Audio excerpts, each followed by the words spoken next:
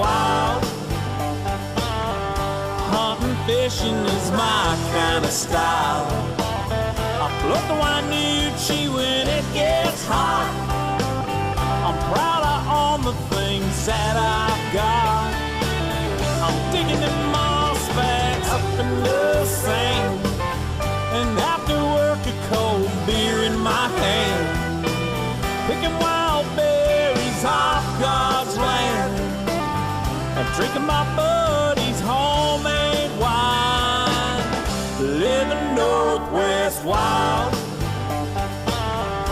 Hunting, fishing is my kind of style. I float the Wainuchi when it gets hot. I'm proud of all the things that I've got. I'm digging them moss bags up in the sand, and after work a cold beer in my hand, picking wild berries off God's land, and drinking my buddy's homemade wine. In the Northwest wild. Hunting, fishing. Hey, good evening and welcome Fish on Northwest. Dwayne England, Kelly Barnum to my right. Once again, looking good, man. Thanks. Scruffy. Well, I was going to try to shave Filthy. today, but the schedule today did not You fit ain't got that kind of into time. shaving. Yeah. No.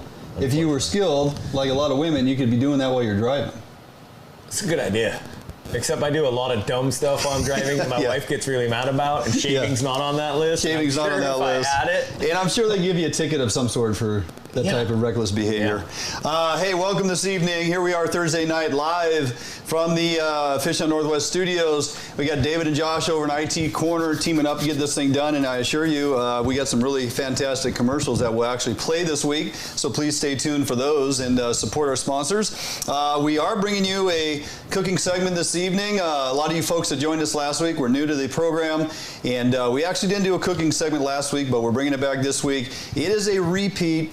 Only because we're trying to reconnect with Chef Kelly, get some updated stuff, but it's a good one. It's a duck gumbo that you definitely want to pay attention to. It's a phenomenal recipe. It's a two-parter, but because it's a pre-record, I condensed them down into one lengthy segment that we'll get through, but get your pen and paper and track that recipe. Give it a try if you got some duck or goose in the freezer.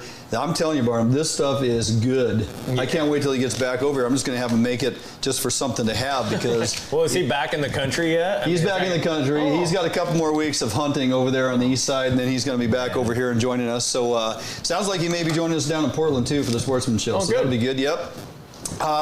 So yeah, bringing you a cooking segment. We'll have a how-to segment later on tonight in the Bait Lab. Going to break down pulling plugs for steelhead. I know a lot of you guys drift boats. Some of you fairly new to the art of pulling plugs or even rowing.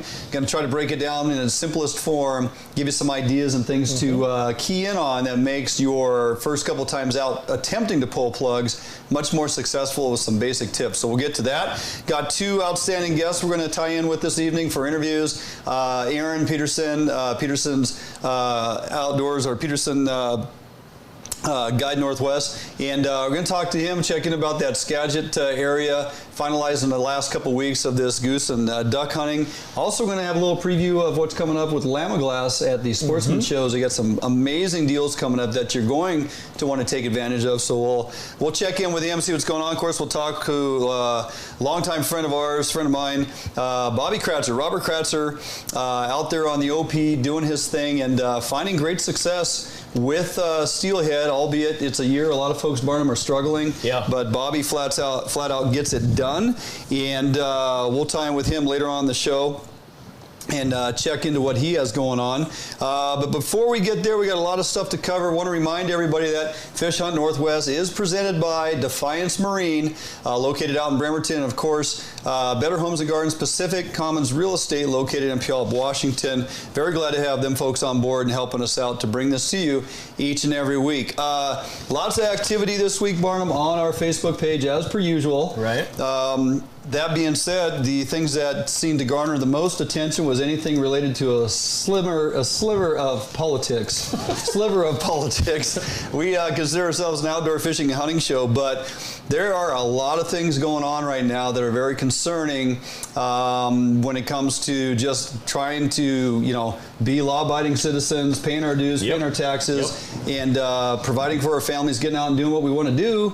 And we have persons in political power positions that are really trying to raise havoc here on some of the passions we're so fond of. Right, and me and you have had a lot of discussion back and forth of trying not to turn this into a political show, but things feel like they're getting shoved down our throats, and at a certain point you have to stand up and be loud. Somebody has to be willing to come forward and have these discussions and collectively come together as a community and as a state to protect the opportunities on the resources that God's provided for us out there. So if we can't do that, if we can't all come together and be educated as to what we need to be made aware of, then we're not doing our job. So we have some great topics we're going to tackle this evening and try to clear the mud on that later on the show.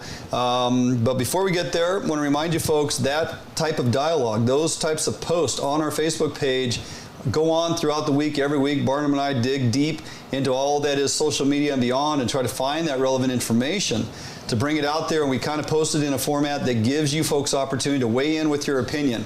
Do you think some of this stuff is critical we need to pay attention to, or is it just, political posturing? Is it just, them doggone Democrats, them stupid Republicans? Whatever side you're on, you may find useful information or you may find it offensive or it might hurt your feelings. Right. But, regardless of the case, feel free to comment. That's what social media is all about.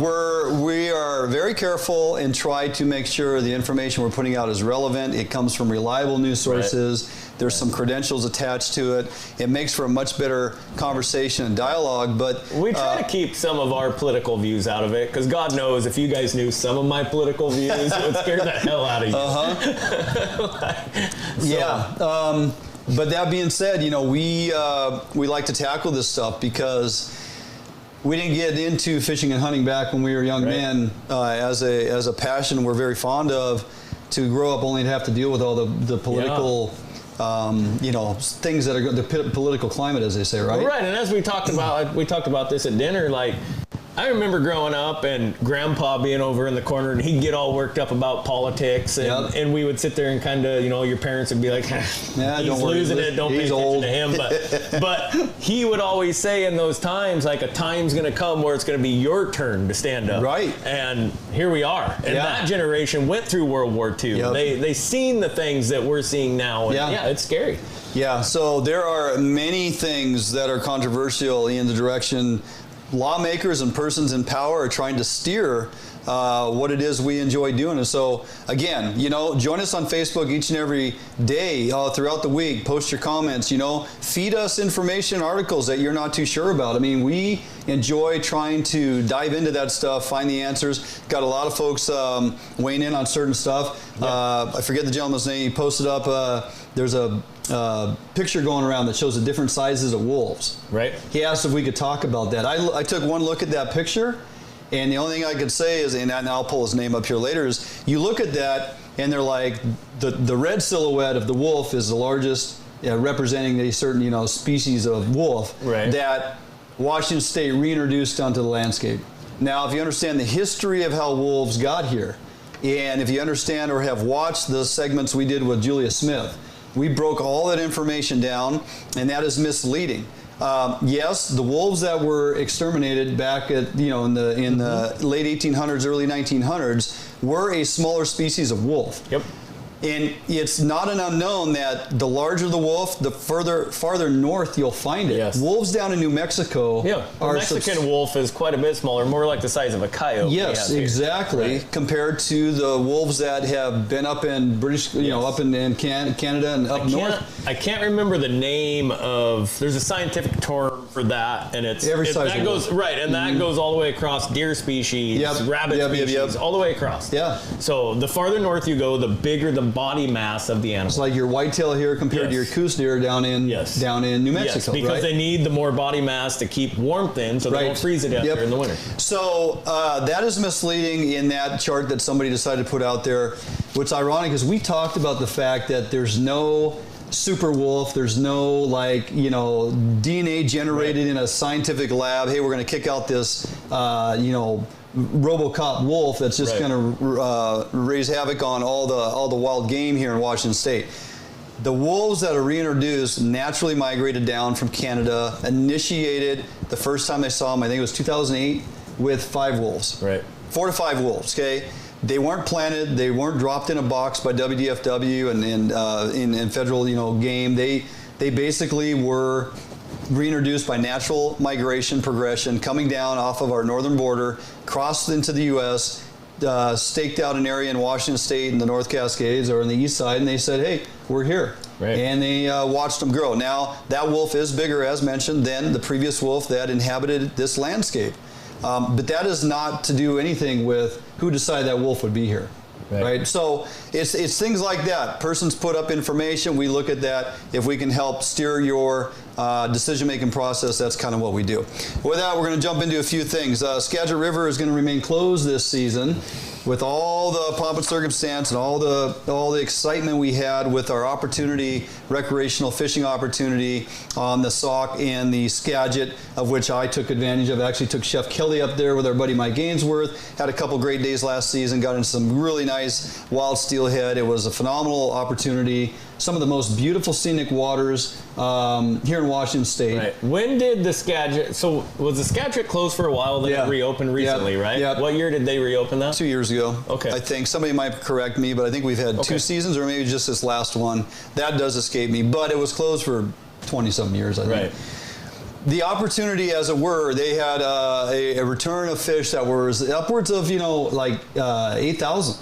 I think we're into 8,000 numbers, right, for wild fish. Folks are pretty excited. Co-managers were on board to say, well, if you guys are going to do a, targeted recreational catch and release, we're also going to conduct a fishery, which I've always been one to say, damn it, here we go again. We watch natural progression in the return of a majestic wild steelhead run to that particular pristine area of our state. And we want to go have opportunity to catch and release as recreational anglers and can respect that. And I'm like, here we go with the co-managers of just looking at dollar signs, right? Right. Well, so there is agreed to fisheries, and there's a lot of information online that you can pull up those previous agreed to fisheries. It's as simple as Googling Washington State Co-Management agreed to fisheries, and then it breaks it down by regions. The Skagit information is in there, and it's a tiered system based on run performance. If they have 8,000 fish, their benchmark for tribal commercial harvest on those wild fish is if they're between 6,000 and 8,000, they can impact that run by 20%. Okay. If it's 4,000 to 6,000, they can impact that run, I think it was by 15%. So it's a tiered system.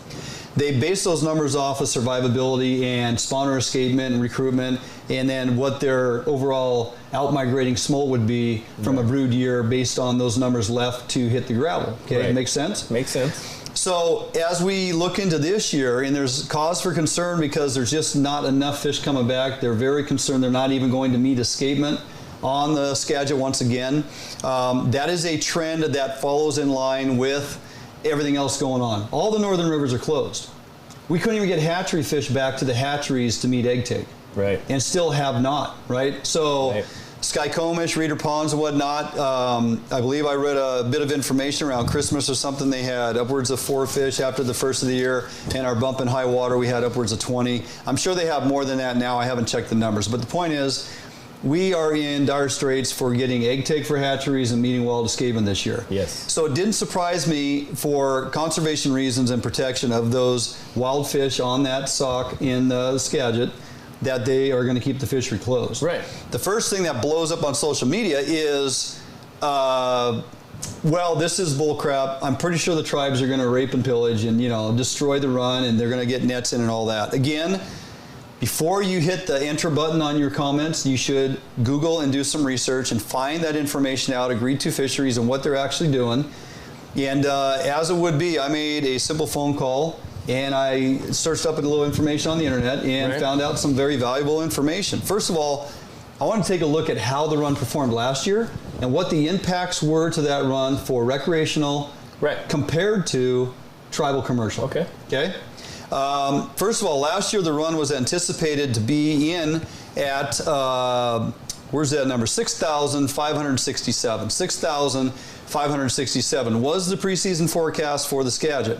That puts it in the realm of 6,000 to 8,000 fish, which gives the tribal commercial opportunity to not exceed 20% impact. Right. They attach 10% mortality rate to recreational fishing. In most cases, it's a little bit high, but it's conservative. Right. Right? And we're trying to be allowed to go recreate and enjoy our fishery, but they have to monitor it at a certain point. If co-managers come to an agreement with WDFW and say, look, we want to attach a 10% on your recreational fishery, you can go fish. Right. No, we want 5%. Well, then we're not going to agree to that, and you're not going to fish. Right. So we got to find common ground. So is 10% killing us and keeping us off the water? No. When there's enough fish, 10% is a reasonable number that's conservative, but allows us to get on the water. So they went into that season based on a preseason forecast. As it turns out, at the end of the year, once they've calculated all these numbers and finalized the 5-page report, they overshot that forecast by 35%. Okay? The actual number that came in, and this is based off of postseason red counts, and you want to talk about some boring / interesting reading, start reading on red counts and how they do it, boots on the ground, persons walking the streams, helicopter flyovers when water conditions are conducive. Right. They tabulate all these formulas, and I'm telling you folks, the way they go about managing these fisheries and the numbers they calculate, Barnum, is just, you got to be borderline nerd scientist to understand it. Right. But it's a lot of formulas and factors that they have to put in there that all weighs in on final numbers. And as a recreational guy, I'm concerned about final numbers. I don't really care how you get there. I'm more concerned about final numbers and how things either produced or didn't, right? Right. So the actual run size was 4,636. So again, they overshot it by 35%, though they allowed us to fish our entire season. Yep. The tribes also did, but they recognize this is the difference between recreational and gill net harvest. And trust me, I'm not advocating for gill net harvest. We always say commercial harvest is going to happen. We need to be selective in how they do it, right? So we'll never advocate for gill net harvest. But the one thing it does do, any type of netting system within a terminal area, it gives them indicators on how the run's performing. Well, very much so. If you have a 1 week window and you have your nets in 2 or 3 days and they're just not getting any fish, there's cause for concern. Right. If they're getting tons of fish, it either means the run is way overperforming or the fish are way early. Right. Because they compare that to previous weeks and years historically for data, right? So they cross-reference all this stuff. At the end of the season, they realized they overshot the forecast. The tribes backed off on their gill netting. So for those that were infuriated the fact it's closed this year, and assumed that it was because of the effing gill nets last year, pillaging the system, right, they cut back. And so the numbers in total, like I said, I'm interested in the total numbers at the end. There's certain things they put into the formulas on your gill net fisheries. They have the actual fish that are caught. They have those upriver migrating fish that are heading to the spawning grounds. They also have, because of crossover seasons, downriver kilt, which is a spawned steelhead. Those caught in nets that die, they count them in their total catch, but they count them at a lesser than 1. It's a 0.8 percentage because it doesn't represent a fresh, unspawned fish. Right, because it made the gravel. It made the gravel. So Right. they're actually applying a percentage of survivability to those eggs in gravel, and they count the kilt as less than 1. Okay. And then they also attach a 2% dropout because sometimes fish do drop out of the gill net and they can't account for those. All said and told, after they conducted their fisheries, which includes their test net fisheries early season, also fisheries conducted during springer season, their 2% dropout in their kilt catch, it all factors out, they killed 344 fish. Okay? Recreational, in the timestamp we had to have opportunity on the water, we actually encountered, hooked, and landed 1,127 fish, 1,127 fish. Our encounter rate in handling a fish, albeit ours are released alive, but just to put it in perspective, our encounter to fish is 4 to 1 to them, roughly. Oh. That fudges a little bit, but just put it in simple form, right? Yep. Now, their mortality rate compared to ours is 3 to 1. Our mortality rate with the things they put in, recreational mortality rate at 10%, release, We also have different times of the year we fished, springers and sockeye opportunity. All that gets calculated in. We killed 129 fish. Right. Again, 1/3 of what their take was. So we had 4 times the encounter opportunity, which is successful as a recreational angler. We're out there catching fish. Yeah. They killed 3-1 to ours because of their method that they choose to use, right. non-selective. But at the end of the day, when you attach a 20% benchmark, and again, this was based on the preseason forecast. They had a 20% ceiling that they could hit. We had a 10% that they attached to us. When it's all said and done, tribal end of the season at a 3.38% impact. Yep. Okay. Recreational had a 2.78% impact. So combined, we are at about a 7.04 when you include Kelts, dropout percentages, catch and release mortality recreational. So even combined, we didn't even hit the 20%. Right. We didn't even hit the 10% recreational. Right. Now, is this the best way to manage a fishery stock that is wild fish exclusive? Right. I guess if you're a numbers guy and you're a fishery manager or biologist and you break these down and follow these models and track trends over the years, it's about as good as it's going to get when co-managers come to the table and get to the agreement. Do we advocate for gill nets in the rivers? Never. Never. But at the end of the day, if they're truly having those conversations and, come forthcoming with information, say, hey, here's where we're at. Right. To me, it seems like a successful agreement. Right. I don't agree with killing wild steelhead. Right. Okay, I don't believe anybody watching this program would. But at the end of the day, we are well below the management goals as far as impact on the run. The forecast was exceeded by 35%. Recreational had an opportunity last year that we hadn't seen in a long time, and it was great. We don't have one this year, and guess what? Tribes are not fishing either. Good. Okay, to just make that clear, tribes are not fishing either. So when it comes to that type of water, that pristine water up there at the base of Baker and all the things that it gives you to just view and watch and eagles and enjoy and just, away from people, it's something that you can really look forward to. Right. Management practices are one thing, ocean conditions are another, predation issues are another. It's not just the Skagit this year, folks. It's all the rivers combined.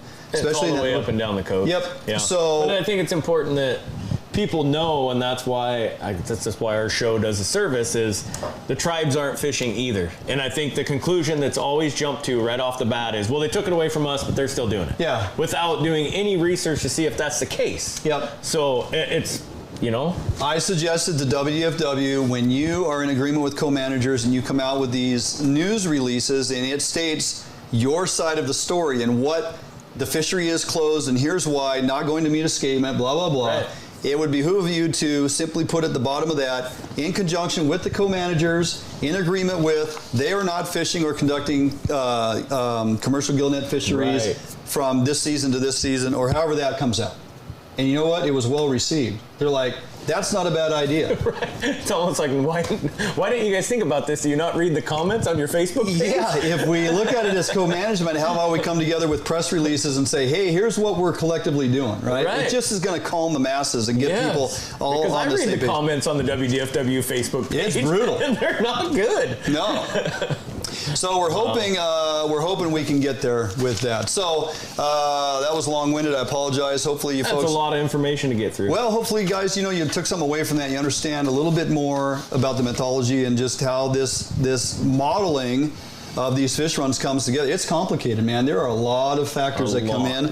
I tried to streamline that and remove as much jargon as I could that just didn't make sense to me because it's just numbers. Right. But all right, Barnum, you posted up something that got some folks' hackles up. Anytime you look at an opportunity to go elk hunting and or the lack of opportunity, and then you find out your game agency is killing 206 elk throughout a season, people get pretty pissed off. Yeah, it goes all the way across the board. I mean, this is something that we've dealt with here in Washington with elk cull when it came to hoof rot. But anytime I see fish and game representatives out killing elk that the hunter wanted to hunt it, it gets your hair up a little bit. Like, what's going on? Yeah, how do you justify 206 elk by the game department? Where's our opportunity? Right. But this was a situation in Idaho where they're having a serious depredation problem on, actually spread out through a fairly large section of the state. 5 regions. Right. Okay. And they actually opened the units to aggressive elk hunting to try to cull, to reduce the numbers of depredation and the problem they were having on these farmers' land. But because of how hunting is regulated and only being able to hunt during the daylight hours, it wasn't effective enough. They sold 5,000. Right. First come, first serve, 5,000 tags for antlerless or basically additional cow tags in these 5 regions that were looked upon as, hey, we got a serious depredation issue. We're going to get hunters in here to help us knock this thing out. Right. They haven't tallied all the numbers because, they're finalizing season. When you read the reports, they're hoping for a 30% success rate. Yes. Which would be, let's say we hit 30%. Right. That is 1,500 elk. Right. We got a lot of folks firing up about Idaho Fish and Game, about 206 elk. Right. Okay. This is opportunity during the day on 5,000 tags. They're hoping for success of 30%.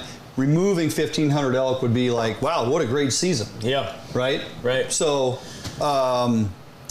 so that was this is kind of what went on here is you had, I think the main story stemmed around kind of one farm and a farmer there that had put out over a 2-year period almost $2 million in depredation claims. Right.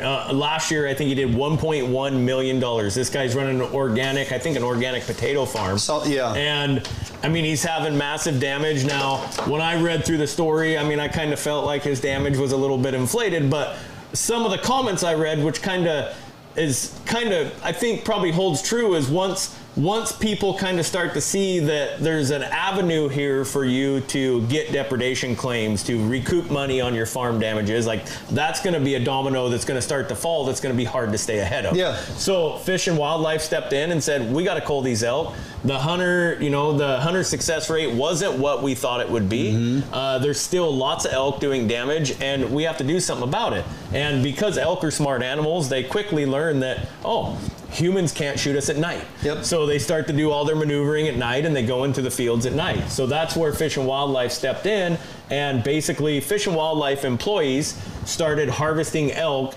during dark time hours to try to, quote unquote, train these elk that it's not only not safe in these fields during the day, but it's also not safe for you at night. Sure. And to try to teach these elk to go somewhere else. Yeah. And this is a weird situation, and I think something that's going to continue to be a problem all the way across the West as our predator populations continue to grow. Whether it's mountain lions, whether it's coyotes, whether it's wolves, you're going to start to see.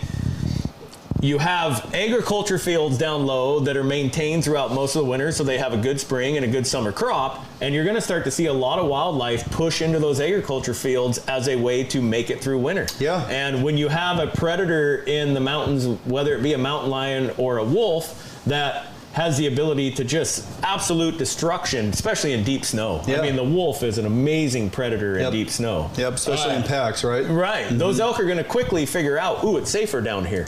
So it's a weird time for game managers to try to figure out how to balance that. Well, so they're taking, also a scientific approach on this and recognizing we can change their behavior. And like you just mentioned, if they feel like it's not safe to be here at night, and how'd they do that? They took marksmen from within Idaho Fish and Game. They didn't hire outside sources. We're talking night vision scopes. The highest number of elk they killed on any single night through this entire 4 to 5 month operation was 7. Right. The 206 elk that were taken were all humanely killed, slaughtered instantly, rendered. They had freezer trucks ready to go. Right. They got the animals loaded out of there. They took them to processing. All the meat was donated to homeless shelters and food banks. I mean, it was a vast program that had everything in order to make it happen. Right. Yeah, is it kind of like, well, doggone it, it'd be nice if hunters had opportunity? Well, to a point in some of the regions they did. Yeah. Right? Right. But this is bigger than just what the hunting public is able to assist with. Right. And I feel like our game agencies, in some regards, when given the opportunity to allow hunters to assist, they'll they'll maneuver things around and give you opportunity. Right. I don't think it's like, no, we're not going to let people in here. We got all these cows standing out in this field all day long during the daylight, but we're not going to let anybody shoot them. Right. I've seen other agencies allow that to happen. And right. And so that was my two main concerns that came up. Number one was that, and this has been, I've heard this stated throughout many comments and talking to other people, is if we're going to hand out depredation tags, if we're going to, give farmers money for depredation, then they damn sure need to make sure hunters have access.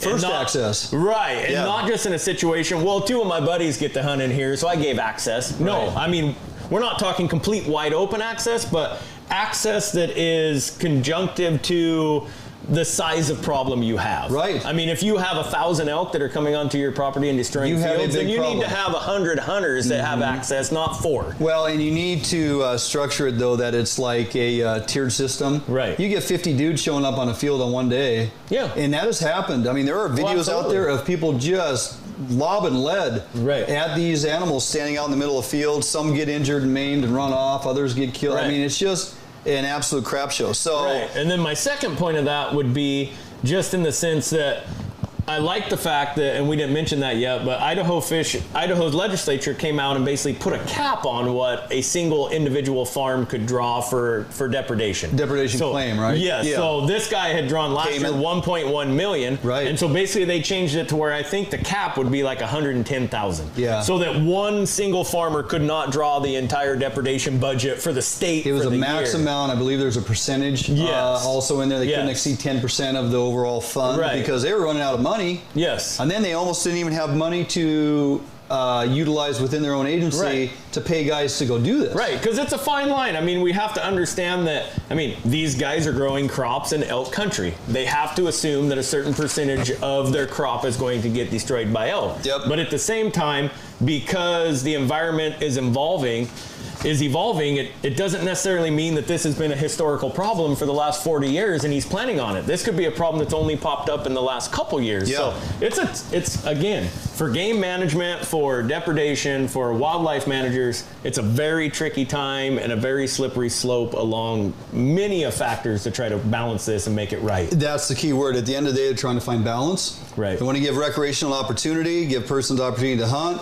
Who wouldn't want to see those elk go to homes and provide for your families? At the end of the day, when we can't get it done, they got to intervene. Yes. They got to take care of it, just like wolves predating on livestock on the east side. They got to intervene and kill wolves because they're not going to allow hunters to do it yet because, well, that's a whole different management program we don't have time for. But, I think they handle this in the right direction. The other thing folks don't realize is the elk herds we're talking about are between 15 and 20,000 Right. elk. Right. That's a lot of elk. Which is awesome. Which is great. Right. Which is great. Right. We're talking Idaho, and we have numbers of elk in the Yes. 15 to 20,000. Yes, Idaho elk herds are recovering from the late 90, early 2000 collapse that we saw with the introduction of wolves. Yep. They're recovering. Elk are learning to deal with wolves in the landscape. There's that balance word again. Right. Predator management has been stepped up by Yep. Idaho Fish and Game. Yep. This is going to be Idaho, I hope in the next 5 to 10 years is going to be kind of the poster child for, elk recovery and predator management working together one-on-one to become successful again. I think you're right. Okay, moving on. We're going to hit one more topic before we get out of here. We're running late as we always do because, we're long-winded. I talk too much. Hey, I posted an article this week on Facebook that received a lot of folks chiming in on. Anytime you say fish farm here in the Pacific Northwest, people get pretty balled up about it. But the fact is, I read this article, I was like, man, this is the future. Yeah. This is, and don't start throwing stuff at your TV because it's going to happen here shortly. I know. I'm waiting for the comments. I'll just say fish farm. Hey, we're on board. We're talking inland fish farm. Right. We're talking 30 miles just outside of Miami. We're talking 165-acre parcel of land has been allocated to raise fish in massive tanks 30 miles southwest of Miami. They pull the cold water from underground and it keeps it at 59 degrees Fahrenheit. This is what's called Blue House, a greenhouse for fish, Barnum. Blue House, Blue like House. that? Yeah. What's interesting, and this is where the science comes in that makes this kind of intriguing to me, they want to be producing 1,000 No, 100,000 tons of fish by 2026. 242,000 tons by 2031. Now, this isn't raising fish in net pens out in our saltwater areas. This is not impacting the environment extremely like they currently are, things that we are becoming familiar with. The net pens up here in Puget Sound. Up in Canada, they have called for all net pens to be out by 2025. And we hope Washington follows suit. Absolutely. So we will never advocate for fish farms in our salt waters where our anadromous fish pass through. We shouldn't be running fish farms really probably in any water system where they can intermingle with native species. No, there's that, and there's the biomass of pollutants, right? The feed pellets that they throw into the water, the fecal bacteria matter that they build. Now, you're in water with current. You know, tides move in, tides move out. On those slack tide days where you have 2 to 4 foot of water exchange, that water's just not cranking through there all that fast, and all this stuff is just kind of hanging around there, just festering. And you know, we got warmer water conditions, warmer Puget Sound, warmer ocean conditions than we're accustomed to, which is a breeding ground for bacteria, right? So fish farms in our waters where anadromous fish pass through are not the future. But this here, Barnum, my friend, this is like what I would consider true aquaculture. So I took 3 years of aquaculture in high school, and this is true And aquaculture. you're not fish farming? No. You know how much money you could be making on carp right now? Tilapia. Out there? I know. You can grow them in the toilet. Right. And it's... I'm pretty sure we were dumping the water into the river. Oh, yeah. I mean, that was in the 90s. Well, so they are going down 2,000 feet to extract this water out of the aquifer, and they're actually... After this is the difference. They got these tanks, visualize a tank the size of an Olympic swimming pool. Okay. They're going to grow... 25,000. Yeah, right? And so they got that many fish in each one of these tanks, and when they're not just letting them sit there in a pool that becomes a cesspool, so to speak, but they're circulating, constantly exchanging water to the tune of 20 million gallons a day, pumped out of the ground, pumped back into the ground 3,000 feet down into the rock and sand, which after they filtered it with their process, it also then is naturally filterized before it ever leaches out into any table water or out into the ocean. This aquifer that they're getting, this water is a mix of salinity. It's fresh water and salt water combination, and I wasn't too concerned about the ratios, but the fact is... So what do they do with the water after they use it? You're saying they pump it back underground? Down to the ground 3,000 feet. So it's like a continuous flow system. I hope I don't have a well anywhere close to the fish farm. The key here, and why, if you live in the West Coast and are concerned about our fisheries, the key here is fish farms like this are the wave of the future to keep up with public demand. Very small percentage of us fish and acquire fish for ourselves, friends, and family.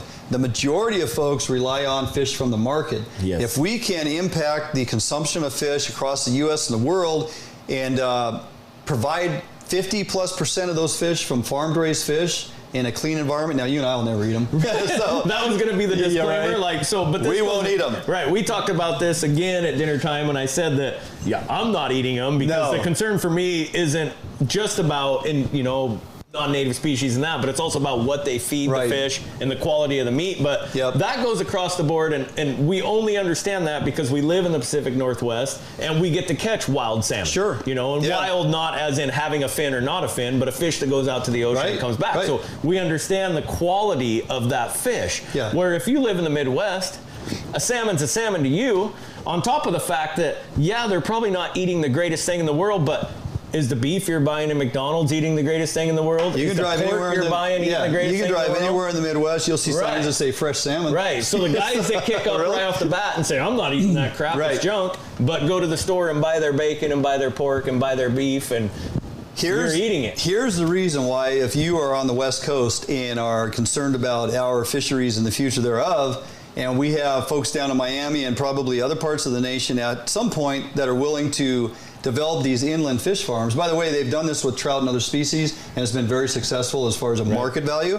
So there's big money to be made here, but the bottom line, the end of the day, we're looking at lowering impacts to commercial harvest off our coast all the way up to Alaska. You're going to have to start curtailing some of that over-harvest of our Chinook, right? These are Atlantic salmon they're raising, but at the end of the day, public don't really care. They want to eat fish. It's a big fish. When we have years and certain fisheries conducted in Alaska, they literally take 60, upwards of 80, in some cases 90%, but on an average, we're taking 60 to 80% of our Washington-bound fish, Chinook, are harvested in Alaska. That's the problem. Wow. They've had these negotiations for years. Last year we saw the benefits of striking a deal through the Canadian waters in the Northwest movement in that regard. I'm forgetting the title. Anyway, 12% more fish were let to pass versus consumed in commercial harvest. 12%. Right. And everybody was talking about the robust opportunity. Early fall fishery in Puget Sound, Chinook fishing was amazing. Right. A lot of that has to do with the 12% margin that they allowed to get down here. 12%. Right. Let's bump that to 50%. Let's get 50% of our fish back. Right, our fish. Our fish. The money that we chipped in, that we're paying to produce. So all this stuff we're doing, okay, we go out there and annihilate hundreds of thousands of sea lions. We get going on bird predation issues and start shooting birds out of the sky and crushing eggs. We start allowing smolt to get out and adults to come back. And we're building this robust fishery. We're feeding the orcas. We're having wide open fisheries. We're doing great in that regard. Right. Well, it's all a pipe dream if Alaska is going to continue. Right. So, we put more fish in. They survive on the way out. They reach adulthood. Alaska harvest. We end up with 17% back. Right. Or whatever the number is. Right. So fish inland fish farms. Wave of the future. Inland. Not for us here. Right. Okay, I mean, this is right. We want to do our thing. If you want to build one like in Spokane, right? We're okay with that. Yeah, that's fine too. Away from our natural water. Yes. Anyway, okay. Good topics. I thought it'd be fun to talk about a few of those. They garnered a lot of attention on the old Facebook page this week for sure. We're going to keep that type of information coming because people seem intrigued by it. Yeah. At the end of the day, everything we talked about here affects our ability to be on the water, in the woods, as we often say. And if you're not educated about it or following along, you're falling behind. So, all right, we are going to jump out. Hey, Dan Bandy is on, second week in a row. Let us know what you think about the show. He joined us last week. Yeah. And I think we opened his world. Anyway, we will jump out for a quick break. Ran a little long here. We're going to get Aaron Peterson, Peterson's Northwest Guide, on the phone. We're going to talk a little bit about waterfowl hunting. And also stick around because we want to hear what kind of screaming deals through Lamiglas and your sportsman shows that are coming up here in the next couple weeks. Plenty to talk about with Aaron Peterson. We come back right here on FHN. Marine is the one-stop shop for the Pacific Northwest angler. Whether you are looking for a small skiff to fish the Sound or rivers or a huge offshore tuna machine, Defiance Marine has it. At Defiance Marine, be sure to power your boat with a Honda outboard package. Take advantage of the reliability and 5-year top-to-prop warranty on your Honda outboards. Our service department is always here to help and serve you as the customer.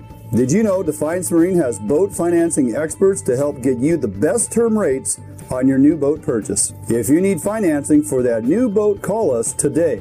We guarantee the best price, best service on a repower for your current boat. Defiance Marine is a Honda Premier dealership and one of the largest on the West Coast. Defiance Marine also carries all the gear that you will need. Everything from auxiliary kicker motors to fishing tackle and bait. Defiance Marine has certified technicians that are top-notch at their job. Some of the best in the Pacific Northwest at evaluating your boat issues and problems. Stop in today or give us a call for all your needs at Defiance Marine.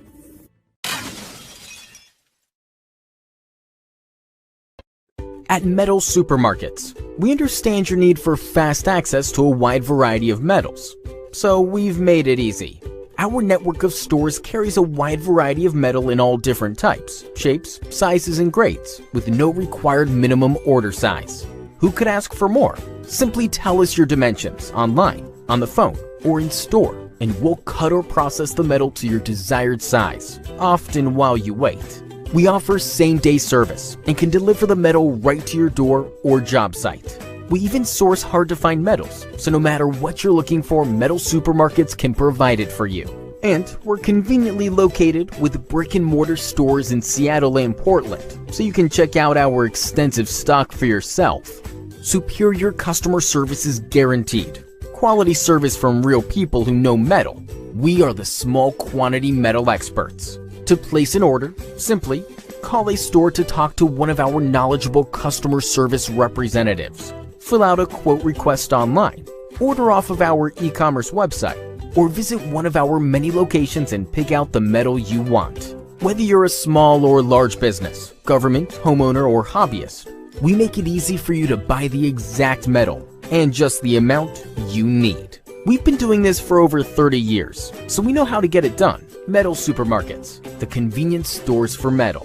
Visit or call a Metal Supermarket store near you today. What if there was a smarter way to search for your new home? Introducing the Better Homes and Gardens real estate website and mobile app. This revolutionary new search tool puts your needs first. Narrow your search to what matters most to your family, like school data, school districts, and even walk scores. Get easy access to your local affiliated agent, as well as unique and local insights about neighborhoods and properties directly within the app. With synced and saved preferences, you'll always pick up wherever you left off. Get your smarter search started today with Better Homes and Gardens Real Estate.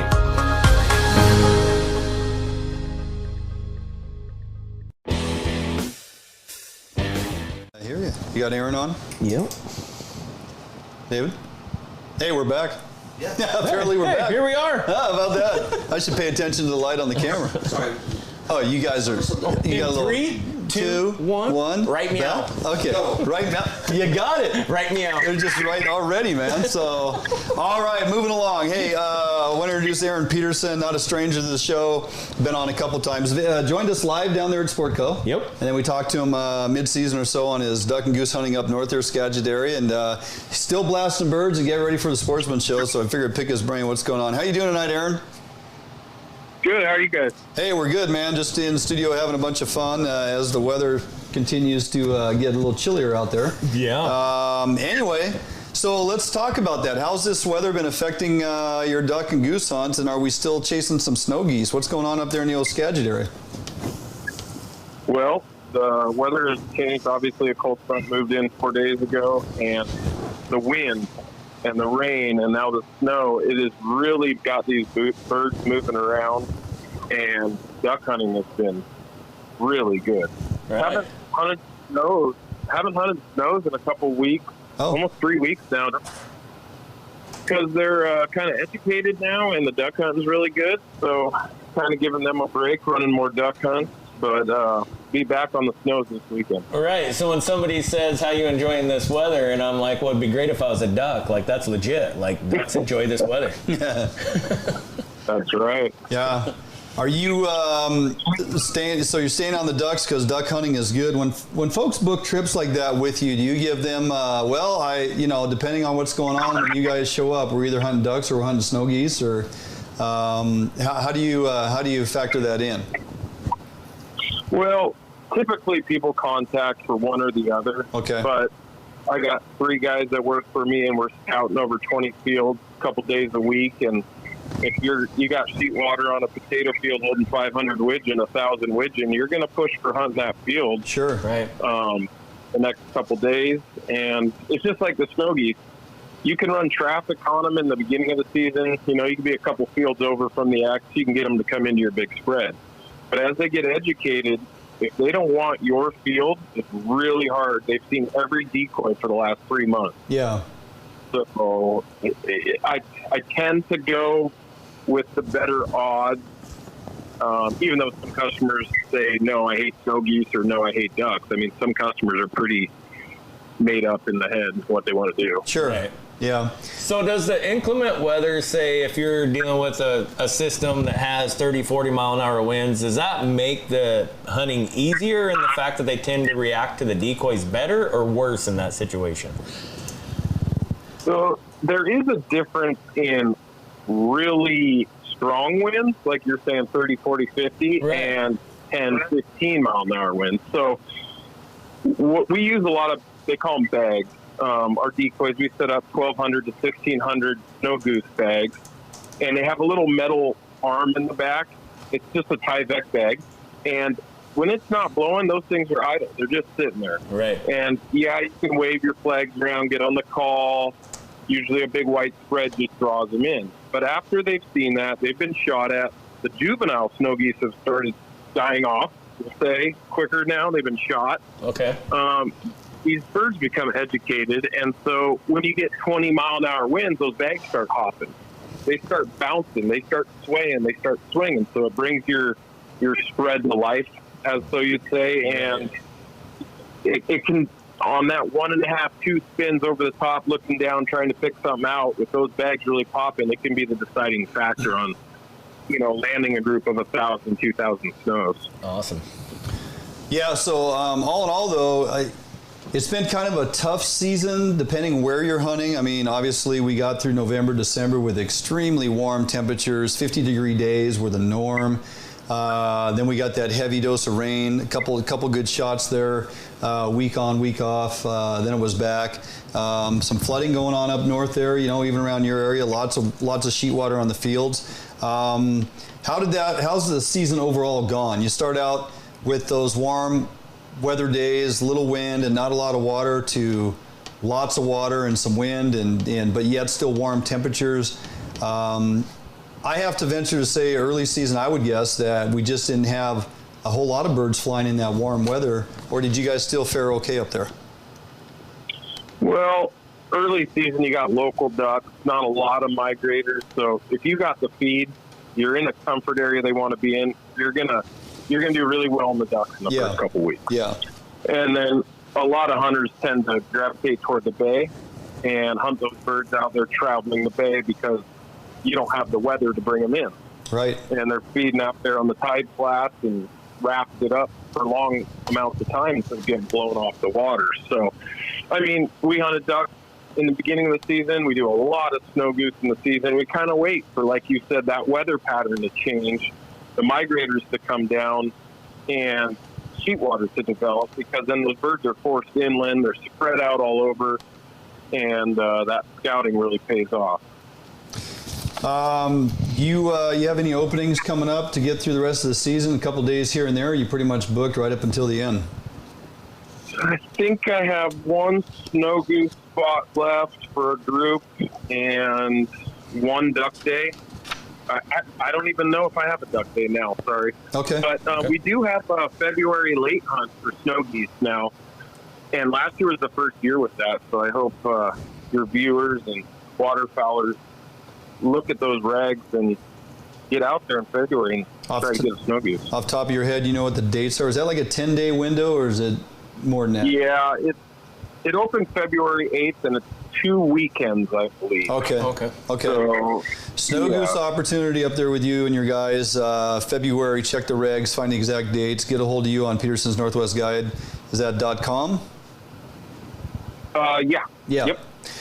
Before we let you go, mister, what's happening with Lamiglas? I'll be seeing you all week long. Actually, Barnum and I and the crew be down there at NW Sportsman Show, and then we'll transition a couple weeks later down to Portland.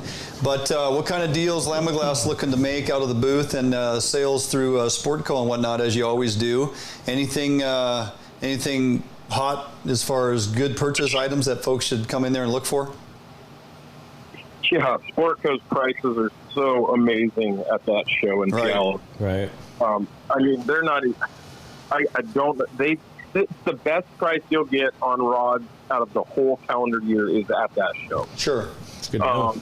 So, I mean, and they give free stuff away. We're going to have a promotional deal going with STS Magazine. You're going to get a free year subscription if you buy a rod, handing stickers and hats out. And yeah, it's going to be great. We're going to have a couple new rods for sale, and hopefully I'll hop over to your booth and we'll give some away in your show. Yeah, that sounds like the plan. Talked with Tom Posey today, had a nice visit, and he indicated that, yes, we are getting getting some rods provided via Lamiglas to give away on our live show Thursday evening to audience members who simply show up to watch the show. We may draw your free raffle ticket and award you with a nice Lamiglas fishing rod. One question I wanted to ask you, are those 9-foot kokanee rods going to be at Sportco at the Sportsman Show? They are not going to be for sale. Okay. Yeah. I was hoping. I mean, you teased us last time we got together for the holiday event up there at Sportco, and I was just hoping, our members' night, that's what it was. I was hoping we were going to be good to go on that. That would have been fantastic. But those are still coming, I would assume. Yeah, you and me both were hoping they would be there. Yeah, awesome. All right, buddy, we're going to let you go. Look forward to seeing you down there in Puyallup all week long at the Sportsman Show at the Lamiglas booth. Stop in and say hi to Aaron. Jump over to Sportco and check in with the Beard. He will get you a smoking deal on a Lamiglas rod, depending what you're looking for. And, of course, stop by and see us at our Fish on Northwest booth. We're going to be there all week, along with doing our show Thursday night, and we will have some Lamiglas rods to give away. So, all in all, at the end of the day, everybody wins, Barnum. Yep. So that's what we're doing. So, all right, Aaron, thanks for taking the time, man. We will talk to you soon as next week. And have a good night. Thanks, guys. See you next week. You bet. All right, there you go. It's good to hear somebody's enjoying the weather. Yeah, well, the fishing and the weather and the rivers up and down and whatnot, but the hunting the last couple weeks has cranked up in a number of areas, and they're doing pretty good. All right, we're running a little bit behind because Barnum talks way too much. A lot, and it's only going to get worse. Yeah, we speaking of ducks and goose, Barnum, we actually had duck tonight for dinner. We did, and it was amazing. Wasn't that good? Yeah. Yeah, for you guys out there that think ducks and geese are not worth anything, I'm telling you, there's some recipes that you can do. Speaking of one, we got Chef Kelly to put out his personal recipe that he developed over years, as he explained to me and Sheri. And this duck gumbo is something to be sought out and accomplished, because if you have duck or goose in the freezer, it's something you definitely want to do. So don't go anywhere. We'll jump out for a quick break. We come back. You're going to be in the kitchen for an extended version of the recipe of the week, duck gumbo, right here on FHM. We come back.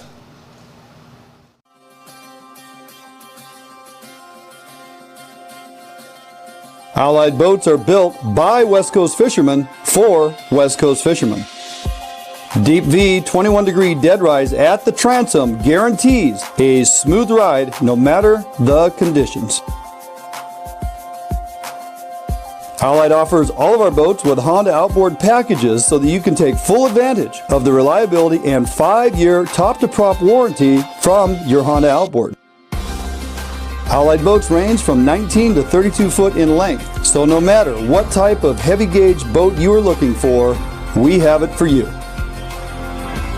All of our Corsair 21-foot and larger designs come standard with reverse chine that is welded inside and out with no extrusions below the waterline, so that you will never have to worry about corrosion problems down the road. Get out on the water today in a boat that you can trust and enjoy with Allied Boats. Contact us at Allied Boats today to learn much more about our incredible fishing machines.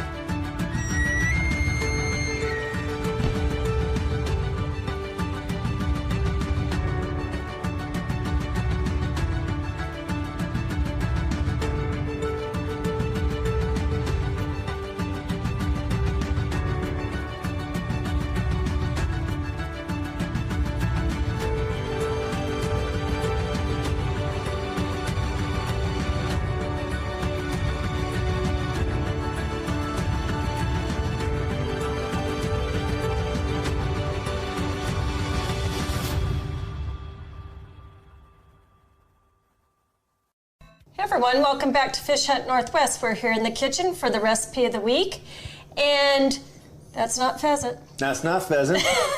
That's big, beautiful Kelly shot mallards. Chef Kelly is taking credit for something that we're making. Oh, well, I mean, sometimes, you guys are over there just slaying the salmon. And, I got to get some credit in there, too. So, so today we're going to make a duck andouille sausage gumbo. This is a very good staple of duck camp, and Okay. Okay. Yeah, because you're a guide. Yeah, I'm a duck guide for Pacific Wings, and awesome. So duck is eating a lot.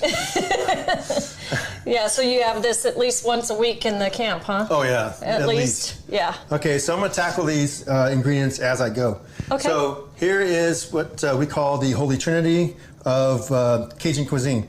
This is the onion, celery, green bell pepper. The French also have their own trinity. It's onion, celery, carrots, which is called mirepoix. Okay, and we have our Holy Trinity. Well, yes, but that's little Jesus. So. That's the little Jesus. So There's some Jesus in there. Let's go ahead and start sauteing this off. Good amount of oil, actually. Oh, Okay. I see, yeah. Let that get Nice working hot along. pan. Yep. Okay. Lots of vegetables. Thank you. It's going to cook down a lot, so don't worry about that. Okay? Okay. Just gonna, I wasn't worried. you're not worried? Good. As No. long as you're not worried, then I'm not worried. Okay. Okay. And we're going to season as we go. Yes, I made a little mess on the stove. I'm sorry. Oh, you're going to wipe it up? Uh-huh. Thank you. Okay, so while that's going, let's talk about our duck. So we have our duck is kind of cut into like 1-inch little pieces, and I soak mine in a little saltwater brine for about a couple hours, kind of leach all that blood out, and I believe that has a lot of that gaminess to it. So we're gonna So do is that that. about 2 of your big ducks? More like 4. Well, we shoot them over flooded corn, so these are corn-fed mallards. Oh, jeez. Right, so I have these all dried off. Make sure you kind of dry them off so that it's going to sear really good. Okay, so we're going to start on these. So we got our pan nice and smoking hot. Like that. And try not to, let's make like one layer. Oh, yeah. Big enough pan to do one layer. Use a big pan. I think... Careful there.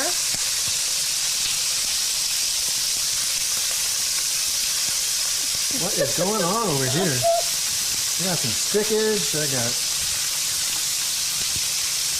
My mallards just don't want to go in the pan. Wrestling with the mallards. There we go. There we go. All right. So I just want to make one nice good layer so it gets all the separation between each other.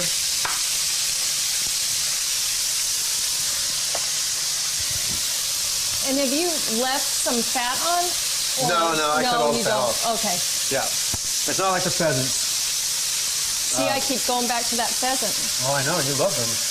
I do. I've loved everything that you make with These pheasant. vegetables already have cooked down by a third already. So when you first saw it, you go, yeah. oh, wow, that was a lot of veg. It cooks down pretty quick. Yep. Okay, so now let's talk about our thickening agents. So traditional, can't miss this step, is the Cajun roux. So you can see I took the roux, which is just equal parts fat and flour. This is butter, so I did 1 cup of flour and 1 stick of butter. And I cooked it down to like this kind of nut brown And color. it's thick like that. Yeah, and the Cajuns do something a little bit different sometimes. They will use also use like just straight oil. I don't know if that's because it's cheaper or what their deal is, because it's just not, it's a no-go for me. Yeah. I cook too long in French cooking to make roux with just oil. Yeah. Okay. Roux was thickening on our duck. It's doing good. Okay, the second thickening agent is okra. Now this is optional because some people will say that, oh, okra, it has a little bit of a slimy texture because in these little cells, when you start to cook it, it has like a different kind of a texture to it. But I like the flavor of them, so I always put okra in there. Typically, I use about 4 times this, but we couldn't really find okra. Yeah. So, and the stuff we found wasn't as good as we would have liked, but yeah. And so we're probably use more roux than we normally would. So we'll probably use like 3/4 of this. Oh, and we'll I see where we're at later on. That's why I always make a little bit extra. When I'm in duck camp, I make 5 times this. Yeah. Just because I don't want to have to make this every single time, because it's, Emerald Lagasse used to say that it takes about 2 beers, time to drink 2 beers to cook your roux. So, it's a little bit of time. I mean, I don't drink, but, I understand what he's saying. All right, so that's still going away. You don't drink and cook? Veg is doing awesome. Okay, we're going to add some stuff in there too. going to add about 2 tablespoons of garlic. We can add our okra in now. I have 2 serranos. Serrano chilies. Yeah. Now some people will season their gumbo with Tabasco. I'm just not one of those people. If I'm going to put Tabasco, I'm going to put it in the end. So how spicy is this? Just as a warning to us this time? 2 serranos is nothing. I mean, like make it 2 out of 10. It really isn't. I'm trying to be nice to y'all. Okay. Okay. So our duck, you can see he's getting some good color on there. And let him go prepare more.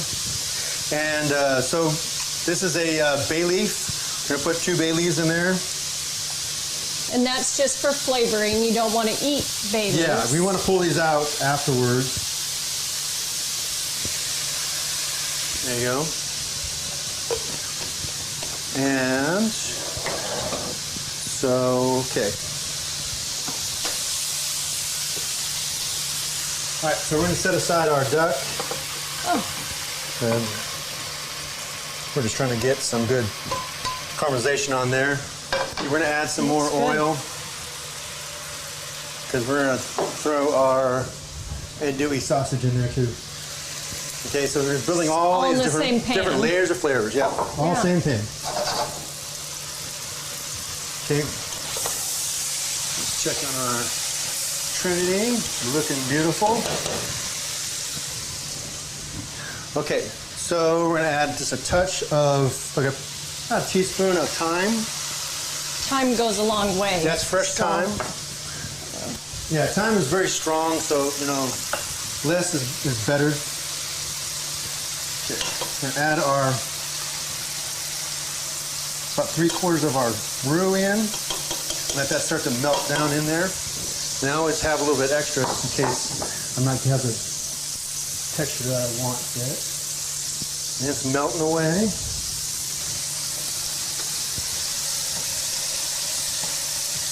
Doesn't take long to get that in there.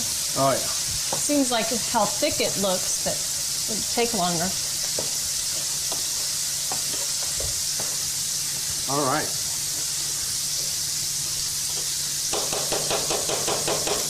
Okay, so now we are just going to add, I rendered off some bacon earlier. That's about 6 slices of bacon. By rendered, you mean? I just, sauteed it off. And, okay. Yeah.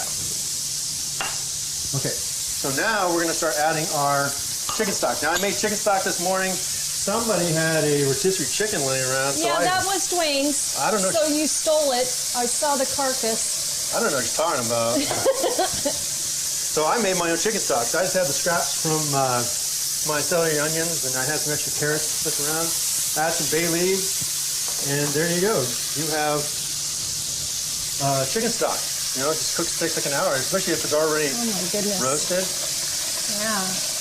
Okay, we're going to turn this down. Okay. This is a little aggressive. Just a little. Be aggressive. Be aggressive. Oh, Lord. Don't make fun of me. Come on, man. I'm trying to have some fun here. No judgment. No judgment. I sense judgment. Are you turning red? Did you embarrass yourself? All right, we got some andouille sausage all sauteed up here. Wow. All right, then we got our. Add it all in there? Just add it all in there. Add our duck. There we go. Oh, that's looking amazing already. Yes. All right, so we're just going to cap this, and this is going to go for about an hour or so. Oh, so we have quite a while. Yes, we have a little bit of time. More than 2 beers. We don't drink and cook. I know. Yes. Okay, well, I guess while we let this simmer for an hour, yes, we will throw it back to you guys in the studio.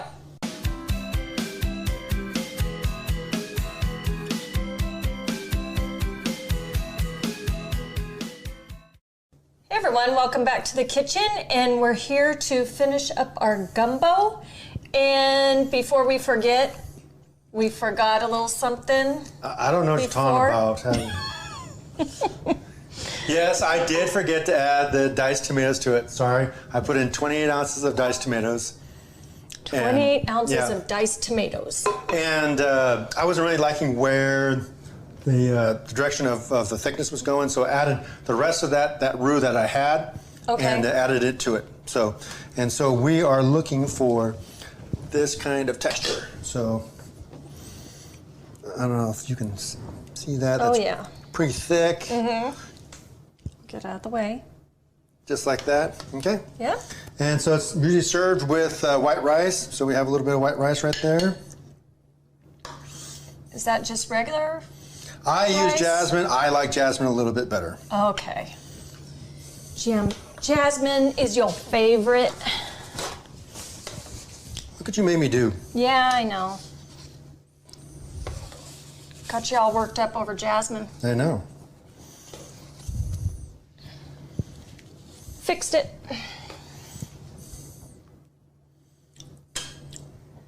Well, that just looks terrible. Yeah, I know, right? So, as you can see, you know, if you want to just kind of stay with that, just the roux texture, that's good. I like a little more okra. This is my personal taste. Okay. And I also like to garnish with a lot of green onions. Nice little pop of color. Yeah. Never have too much of this. There you go. And that's it? Yeah, that's it. Wow. Wild mallard andouille sausage gumbo. Andouille. Andouille sausage. Yes.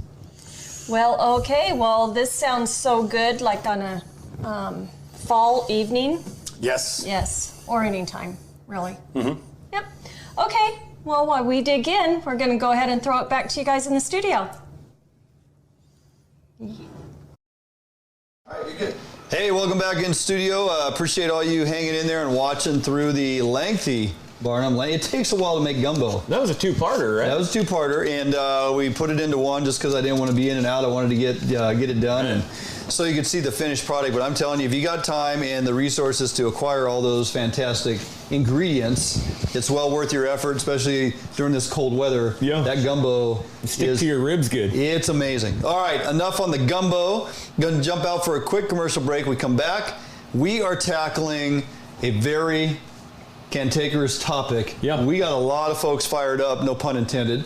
The gun laws are just absolutely, we're beside ourselves in the direction this state potentially is going. If you read the announcements put out by our illustrious governor, and as coined on social media, which I absolutely love, Sideshow Bob Ferguson, right. In the direction they're trying to steer our state relative to gun and ammo laws, it is very concerning. And we've already seen the roadmap put in motion.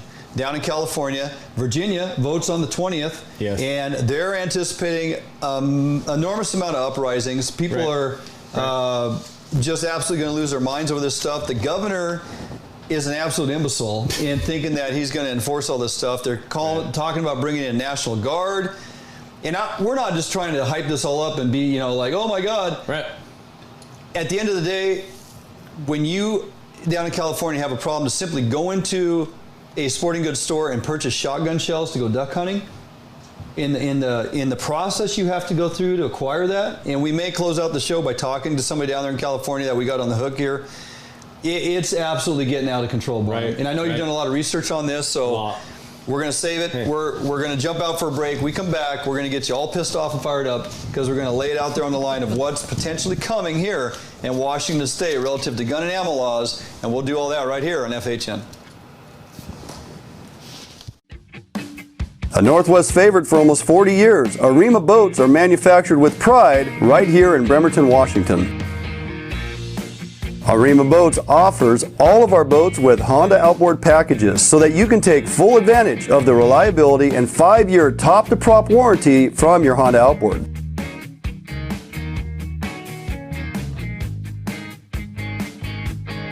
With literally thousands of Arima boats on the water throughout the Pacific Northwest, Arima boats are a proven hull design that offers incredible fuel economy and all of the amenities that a serious angler is looking for. All Arima boats are built without any structural wood materials. That is why we back our boats with a lifetime warranty. All of our Arima boats are designed to maximize deck space while also providing ample seating. Contact us today at Arima Boats for all your boating needs and let us help you get out on the water.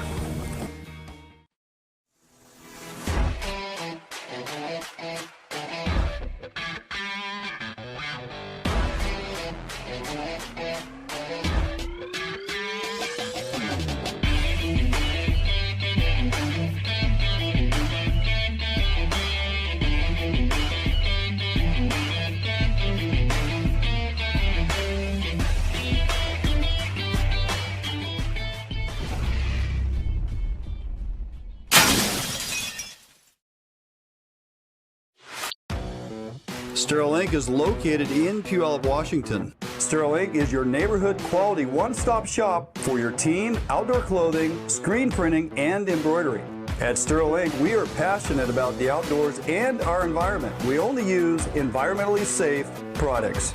If you fish, chances are you're getting a discount. At Sterling, we take pride in working with the customer to get you exactly what you need. Let us help you with all your screen printing and embroidery needs at sterlingprints.com. Hey, welcome back here in studio, Fish on Northwest. Dwayne England, Kelly Barnum. We're delved deep right into hour 2, just like that, Barnum. Yep. And I feel like we haven't even got hardly anything done tonight. But we're doing good. We're moving along. We're moving along. So speaking of moving along, I have paid a good amount of attention to some things that are going on throughout the nation and some of the focus that's going to hit hard here in Washington State. You, on the other hand, have delved deep into this stuff because it's so frustrating. I do the things, I do some things so that you guys don't have to. Like I've been digging through pages and pages and pages of bills, and these ones don't even pertain to Washington State because Virginia is kind of going to be the testing ground for a whole lot of gun legislation going into next week that I think, if it passes the House of Virginia, is going to be basically the mode of operation they're going to use all across the country to push crazy gun registration. Isn't Virginia very much like Washington at the House, Senate, and the governor's office are all Democratic seats, right? Yes, very much so. Image. Right, and they have a governor very similar to ours that is... Did he run for president? For 3 days? What was that? Probably. Yeah. But there's a whole lot of stuff coming down the pipeline, and the number one thing right now in Virginia is about to have, things are getting crazy there, is they're about to start their legislative session on Monday, which is going to include the vote for Senate Bill 16 and some of these other things, some of these other bills that are coming down the line. And the governor actually came out, I think today or yesterday, and declared a state of emergency across all state Capitol buildings because there's going to be massive protests over these Senate bills that are being proposed. I mean, we have militias and, pro-gun advocates from all over the country that are planning to attend a rally in Virginia. And the governor, I guess, is trying to stay in front of it and imposing basically an emergency so that state of emergency like all counties? Yes, so he'll be able to call in the National Guard to control these things. Right. And it's going to get chaotic. Have you ever watched any movies where the National Guard's called in to keep rank and file? Right. It doesn't go well. It doesn't go well, and I hope to God that, number one, I hope to God that everything that goes on next week in Virginia is civil and violence-free. Right. The scary part there is I think you're going to see a lot of pro-gun control rallies at the same time, so you're going to have these conflicting factions going against each other. Yep. And hopefully everybody can keep their head and it doesn't escalate into something a whole lot more, because one thing to remember is the American Revolution and the Civil War both began in Virginia. Yes, they did. Yeah, and there's been memes on social media this week in regards to that. Hey, remember when? And that side of the fence that wants to make all those who want to hold true to their right to bear arms. Right. They want to make you out to be the bad guy when you lose your temper and start throwing blows and, God forbid, bloodshed and things like that. It's be like, all these gun-toting crazy Americans are just a bunch of rednecks with guns. This is exactly why we need to remove them. Right. The problem here, every one of these stinking laws that they're introducing and if so passed, much like in California in November, it doesn't do a damn thing to make our streets any safer. It doesn't do anything to take guns out of the hands of criminals. Right. It doesn't do anything to lessen the armed robberies at the convenience stores, the shootings in Chicago. Right. It has no effect on that. In fact, one of the bills I'm going to talk about in a minute is going to do the exact opposite. Talk of about it now. Guns safer. So let's talk about Senate Bill 16. This is the main one they're pushing, and there's a couple parts of this that are very intriguing. The first section of carrying loaded shotguns in public areas prohibited. So shotgun with a magazine that will hold more than 7 rounds, which now that's not your normal, duck hunting type thing, but a shotgun with a magazine that will hold more than 7 rounds of the longest ammunition for which it's chambered is not allowed on or about a person on any public street, road, alley, sidewalk, public right-of-way, or in any public park or in any other place, whatever nature that is open to the public. So basically, if you have a shotgun that's capable of holding more than 7 rounds, you can't take it out in public. Anything that's open to public, you can't take it out. Can't transport it anywhere. Nope. You can't even remove it from your house. No.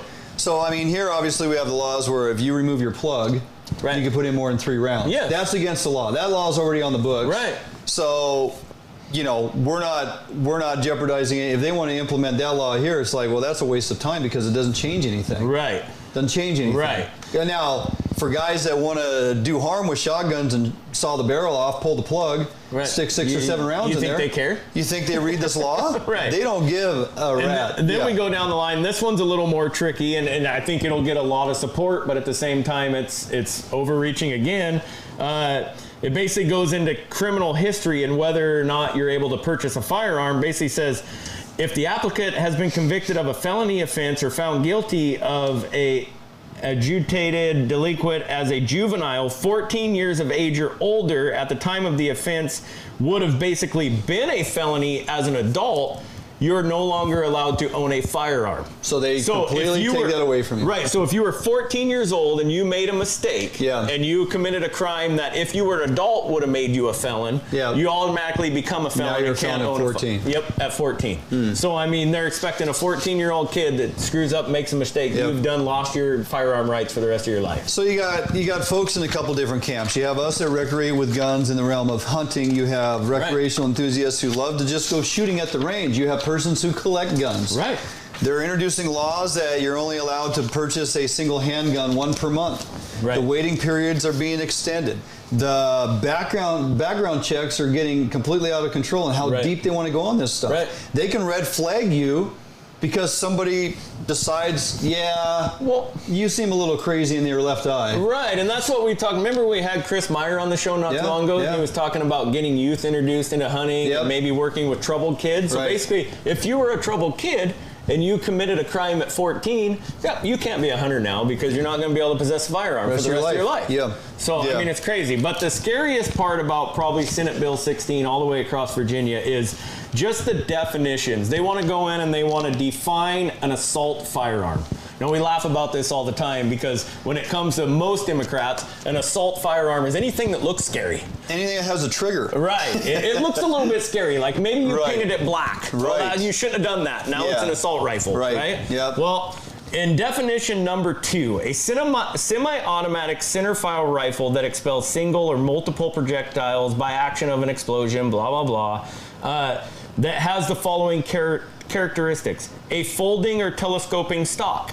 Most ARs, right? Yeah. A pistol grip that protrudes conspicuously beneath the action of the rifle. A lot of ARs. Yeah. A thumb hole stock. A lot of rifles. Right. A lot of guys that hunt like to use rifles with thumb hole stocks. Yeah. A second hand grip or a protruding grip that can be held by a non-trigger hand. So basically, the rifles that have, a lot of ARs have the hand grip up front. Yeah. Okay. A bayonet mount.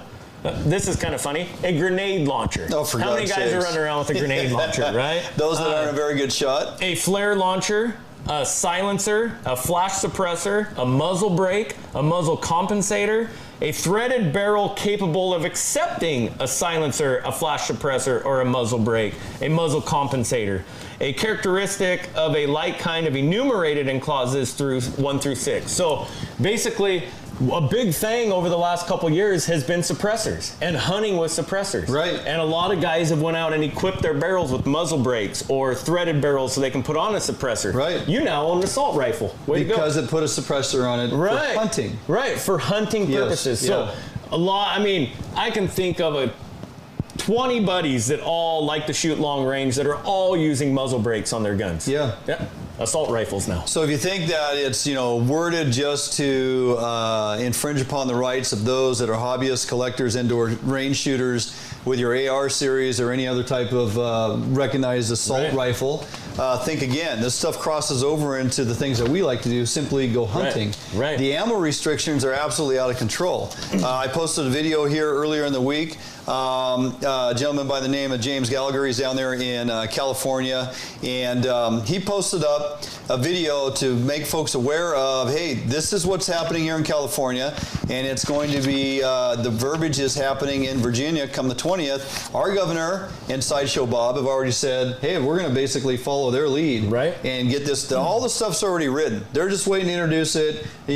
Legislation's going to vote on it and pass it on through because it's controlled by one side of the fence, and there's no persons with sound minds in Olympia lately that'll hear any other side of the argument, right? No, and they want to keep saying it's common sense gun laws and it's to make things safer. And it doesn't. It makes it an inconvenience for folks to simply go into California, to a sporting goods store right now, and buy shotgun shells to go duck hunting. You have to provide 2 forms of ID. Right. Either a driver's license, and if you don't have an additional identification, 2 or whatever they call that, you have to produce your passport.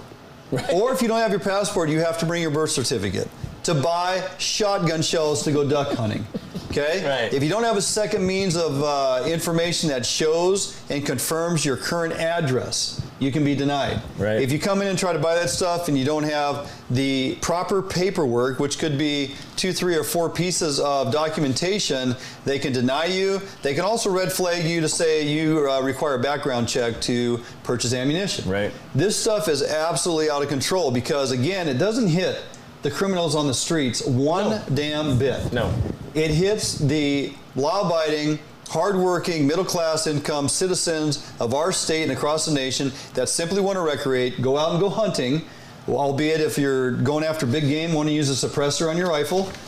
It infringes on your rights. If you want to purchase shotgun shells or 22s, they're limiting magazine size for hobbyists that like to shoot 22s with large magazines, and just go out and do target practice and whatnot. What they're doing is any semi-automatic weapon that is capable of holding a magazine larger than 10 rounds, they're trying to make illegal.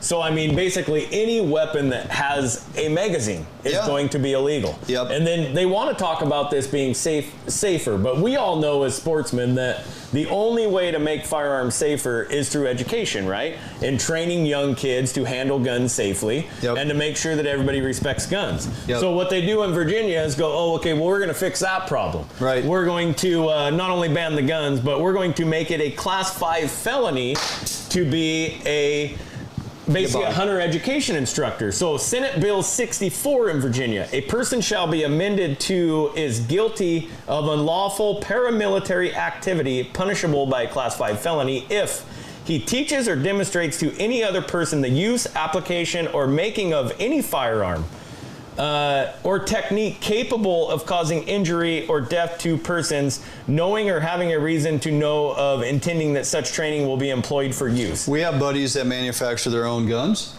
We have buddies that change the makeup of their gun and interchange and make parts and sell parts and trade parts. You can't give guns as gifts. You can't let your buddy use your gun to say, hey, you want to go bird hunting? Oh man, my shotgun's all jacked up. It ain't gonna. Don't worry, I got plenty. You can use one of my guns. Let's go shoot some pheasants. Can't do it. Can no longer do it. That would be a crime. And so now this Senate bill right here basically makes it illegal for you to run a hunter education, because if one of those students goes out and uses a firearm to kill somebody, well, you trained that kid how to use it. You're responsible. So now you're responsible. And it goes on even further to say, assembles with one or more persons with the purpose of training, practicing, or being instructed in the use of any firearm. So basically, an NRA instructor is now illegal. You can't do it because you're training people to use firearms. Assembles with one or more person with the intent of intimidating any person or group of persons. So the Second Amendment gun rally that's going to happen in Virginia on Monday, now illegal. Speaking of rallies, there's a rally tomorrow in Olympia. Right. I believe, right? Yep. Did I see 11 o'clock or something? Or I don't know what time it starts, but there's a rally tomorrow in Olympia on the state capitol steps. And make it a big one. Yeah, there's going to be a lot of people there. Make it a big one. I forgot to dig into that very deep, so maybe Mike Kimbrough or somebody else will throw information up on here. I've seen it bouncing around. I just haven't had time to keep up with it. But there is a rally on the steps of Olympia tomorrow. If you're available, we'll get the information out for you. And also, we were contacted by a gentleman by the name of Brett Rogers. Yes, we were. Now, everybody knows that we had Lauren Culp on our show about a month or so ago. That basically, in our situation here, kind of went viral for us. Broke those segments out into standalone so persons could watch each individual segment of, what Lauren Culp stands for. As he puts his run in for the governor's seat. Completely pro Second Amendment. Will not do anything that goes against Second Amendment. All this talk and nonsense about these gun laws they want to enact. There's two persons in charge of making this stuff happen. That would be our wonderful Governor Inslee, and Sideshow Bob Ferguson is got his hands in the cookie jar making this thing an absolute disaster. Brett Rogers is running in opposition of Sideshow Bob. Yep. And we are kind of digging into what his background is. For all those that are still tuning in this evening, give us a little insight. We're going to meet with him at the start of the Sportsman Show over coffee, kind of pick his brain and see where he stands. We want to know where you're at. Does Sideshow Bob need to go? Does Brett Rogers need to run in opposition and try to win the seat of the against Ferguson for Attorney General? For Attorney General, right. And you guys have questions you want to ask? I mean, would it be valid for us to have him on air so we can ask questions? Yeah. Do we bring Brett Rogers in for a segment or two and kind of pick his brain and see where he's at? So, you guys got Bobby on the phone? Oh, okay. That's why I threw the pen at you. So I just got a question from Skylar Masters. Those are Virginia gun laws, but a lot of gun laws are coming up in Washington. In fact, last break I posted on our Fish Hunt Northwest page a list of laws that are going to be ran through Washington this year. Right. And they are all very similar. Almost same word. Anything over 10 rounds, if it's capable of accepting a magazine or any magazine over 10 rounds, I mean, it's the same stuff. Yeah. I mean, this isn't something that, Virginia came up with this on their own. No. This is stuff that's being pushed at the national level, that they're the national level that they're looking for states and state governments that are ran by Democratic control where they can push this stuff through and use it as a platform to spread it across the rest of the country. We are going to sit down and meet and have coffee with Brett Rogers. We're going to kind of see what his platform's all about, where he stands on these gun initiatives and ammo laws, and how much of an outdoors person he is. If he is a person you would like to hear from, we are more than happy to bring him in and have a segment or two with him on this very stage and let you guys chime in with all your questions. This thing's been blowing up tonight. Right. We can certainly extend that and make the show about you having the opportunity to interact with him and ask him questions, because we have a lot of questions for him as well. This is a two-pronged approach. We have Inslee and we got Ferguson to get out of office. Right. If we're going to retain control and opportunity with our firearms, our ability and passion to hunt, and not have to give 9 different documents to go in and simply buy shotgun shells. Right. Yeah, it's a scary time. I mean, that's what we talked about this before. I mean, I feel like because of what we saw in 2016 with the presidential election and Donald Trump winning over Hillary Clinton, the Democrats kind of feel like they need to play their hand. They may be losing what they felt they had control of, so they're playing their hand, and this is all going to happen. All these votes, Washington, Virginia, all these other states are going to happen the same week that they're trying to impeach the President of the United States crazy. in the Senate. So just be abreast of what's going on in that regard. We're trying to keep you guys educated.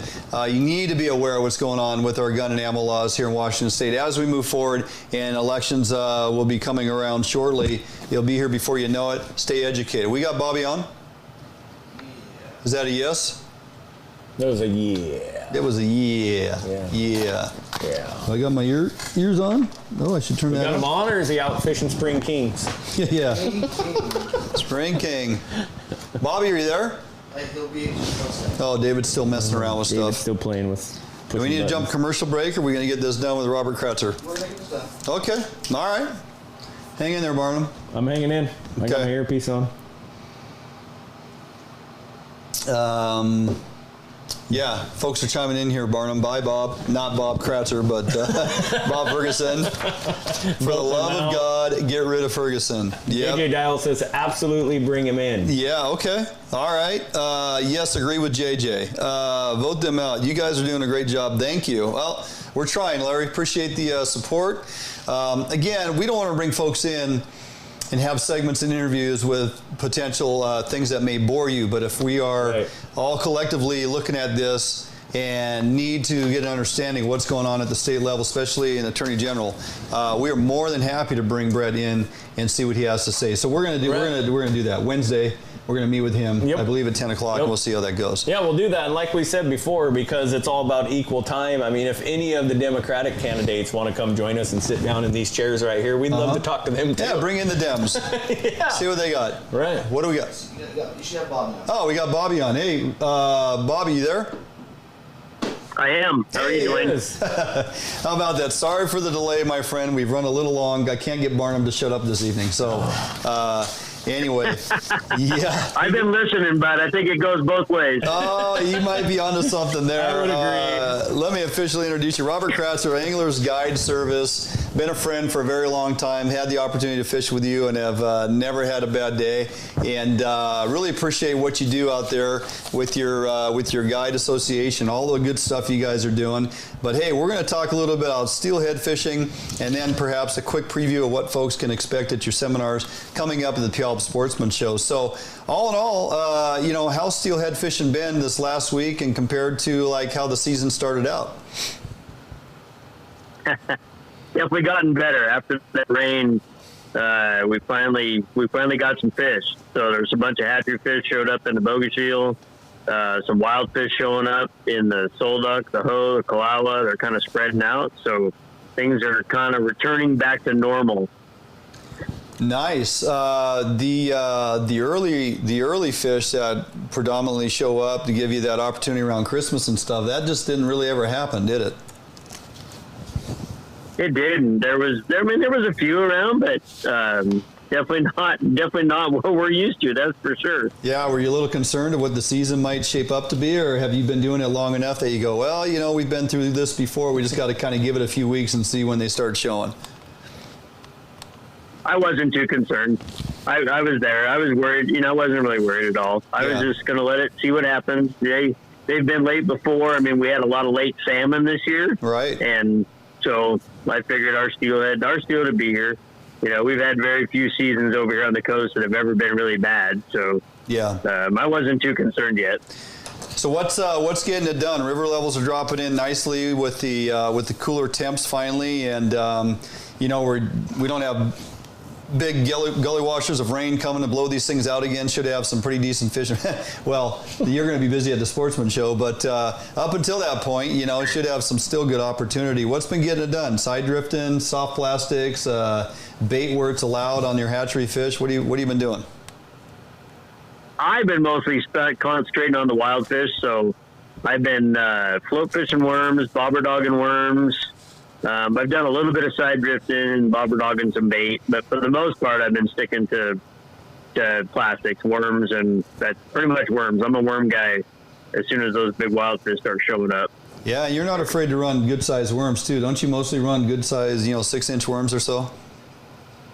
Most of the time, yeah, until the water gets down pretty low. I try to stay pretty big. I think a big profile right now with the water being so cold, I think a bigger worm with a bigger profile is what attracts those fish. Yeah. You know, a little bit more than smaller stuff. Right. As the season go on, you'll start to see more of those big native fish, but what's it looking like right now as far as like your hatchery to native encounters? Like, are you still seeing more hatchery fish, or?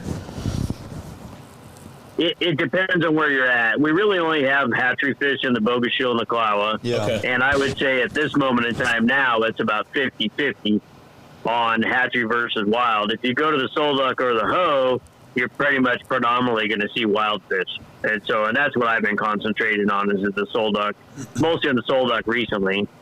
But I'll bounce it back and forth to the Hoe too. It just needs to come down a little bit more. Yeah. But those two rivers predominantly wild fish. We got one Tuesday that was approaching 20, probably 19, somewhere in there. A couple other high teens fish. So, I mean, those big boys are already starting to show up. Nice. That's encouraging. What colors of worms or what patterns seem to be producing the most? Is there any particular pattern that you've developed, or is it just kind of random? Well, I base mine more on water conditions. So right now we've had we're coming off of high water, so we still got color in the water. So pink and chartreuse, bubblegum pink. So far this year for me, bubblegum pink's been my best one. Yeah. But mostly the brighter worms. As the river gets clearer, then I'll start subduing my colors a little bit. Sure. Are you still passionately bobber dogging your stick leads, or have you gone to another source? No, I'm still a stick lead guy. Why would you ever use a stick lead, Bob? I have no idea. It just works. It works that good, and you don't spend a lot of extra money on tackle that way. That's the reason why. Yeah. So, hey. No, I floated 14 miles today and probably lost 6 worms. Wow. That's hard to argue with. In 14 miles. Yeah, that's pretty ridiculous. Good for you. Hey, so your seminar is coming up down there at the NW Sportsman Show. You're going to kind of key in on twitching, which you are, well known. One of the pioneers, obviously, brought it down from your Alaska fisheries over the years. You've been doing this a long time, and you're going to talk about not just twitching for salmon or coho. You're going to talk about twitching for steelhead. So you've been doing much of that out there on the coast as of yet, or is there a certain time of year? Not as of yet. I wait for the water to get just a little bit lower. Yeah. Before I start to do it. I tend to do it in certain type holes. I don't necessarily just go twitching all day. Sure. I'll have a twitching rod with me, and I twitch here and there as it goes. I tend to fish, like the normal, nice, flat, bouldery type flats, that kind of stuff. I just don't float and go. So, but as the water drops a little bit more and a few more fish start to show up, one of the things that people don't understand about, in my opinion, for me personally, January steelhead on the coast, majority of those fish are going way high in the system. They've got no desire to hang around down in the middle section, lower section of the rivers, right? So they're all moving. Yeah. So the kind of water that you're fishing, that I'm fishing for now, and I'm catching fish in, is just like shallow riffles, inside corners, little rocky pockets, little kind of stuff like that, where you're basically catching fish that are on the move. Right. Guys that are fishing like the main holes, you anchor up and fish a beautiful steelhead hole, the fish aren't there. They don't desire to be there right now. They're all moving. Yeah. So when they get to a beautiful steelhead hole, they just swim through it. Yeah. So once February starts to hit and more into March, then those fish slow down. They start to lay up in holes, that kind of stuff. Then I can go twitching for them and actually have some success. But early on, where these fish are laying, twitching is not effective just because it's the wrong kind of water for them. Yeah, good point. So, hey, you're going to be joining us next Thursday, in Puyallup at our live show. Yeah, in the Fly Fishing Theater. You'll be next door in the Blue Theater giving your seminar, twitching for coho and steelhead, or salmon and steelhead, 6:30 to 7:30, and then about 8 o'clock you're going to join us on the show. Much appreciated in that regard. We're actually going to talk twitching for steelhead in a how-to segment, me and you standing there at the table, and we'll kind of break it down for those that can't make it to your seminar. So I'm really looking forward to that, because that'll be great info for those that are attending our show live that evening, Thursday with you. Prior to that, are you giving seminars pretty much every day down there in Puyallup, along with working your booth? I am. Yep. I'll do a seminar every day, and all of them run twitching. They asked me to do that one again. They said it had a lot of likes last year, and people wanted to see it again. Okay. So I'll be teaching twitching for salmon and steelhead all week long while I'm there. Perfect. You're always tremendously booked up throughout the season. You have any openings for Angler's Guide service from now until steelhead season closes? Do you have any opportunity for folks to contact you and try to squeak in there? I have 2 days, March 2nd and March 4th. That's it. I got canceled for those 2 days, so I have those 2 days open right now. I'll check my calendar. So we're not going to put that out there. We just bleeped that out. Yeah. Anyway, always a pleasure, my friend. I'm glad you had a few minutes to spend with us this evening, and really look forward to seeing you next week. And I'll even probably buy you a scone. How's that sound? So, yeah. Anyway, you have a great evening. Yeah, have a great evening, and we will see you next week, Bobby. Thank you. Yep, you guys have a nice night. All right, thanks. There you go. Robert Kratzer, Angler's Guide Service, one of the best, hands down. Been doing it for well over 30-something years. Has fished most of his life up there during the season in Alaska as well. Known throughout the Northwest, does a fantastic job. If you spend a day on the water with Bobby, you are going to really not just enjoy it, Barnum, but you're going to learn a ton about steelhead fishing. So, speaking of which, okay, I'm going to have to make a decision here, game time decision. We're going to bust out for a break. We come back. I'm either going to jump in there and try to squeak out the plug fishing deal, but I think we're kind of running out of time. I think we may come back, close out the show. We got a lot of other things to talk about that I still want to kind of get to. Right. So we'll do a coin flip. It'll be a guess. You jump out for break, stick with us, because when we come back, you don't know what we're going to do next. But it's going to be legal. So we'll leave it at that. Don't go anywhere. We'll jump out for a break. We'll be back right here on FHN.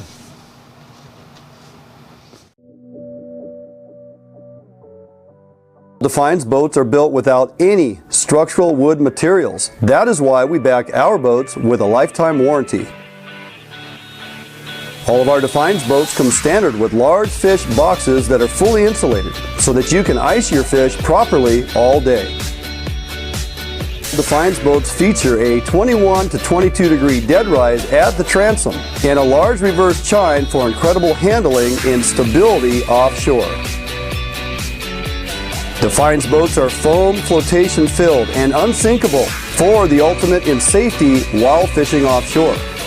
Defiance boats feature fuel-efficient hull designs with large fuel tank capacity so that you can have maximum fuel range for making long offshore runs completely safe and affordable.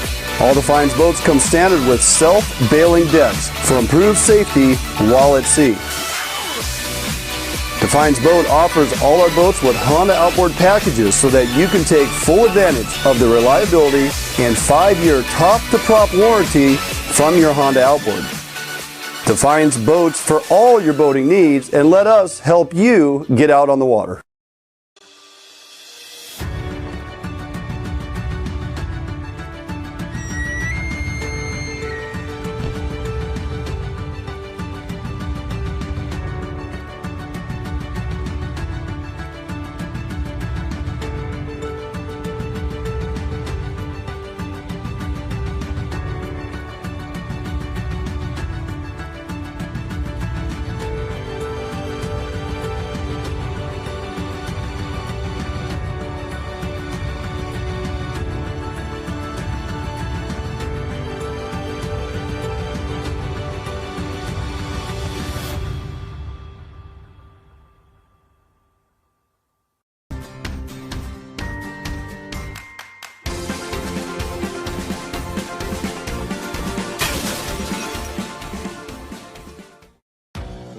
Sterl Inc. is located in Puyallup, Washington. Sterl Inc. is your neighborhood quality one-stop shop for your team, outdoor clothing, screen printing, and embroidery. At Sterl Inc., we are passionate about the outdoors and our environment. We only use environmentally safe products. If you fish, chances are you're getting a discount. At Sterling, we take pride in working with the customer to get you exactly what you need. Let us help you with all your screen printing and embroidery needs at sterlingprints.com.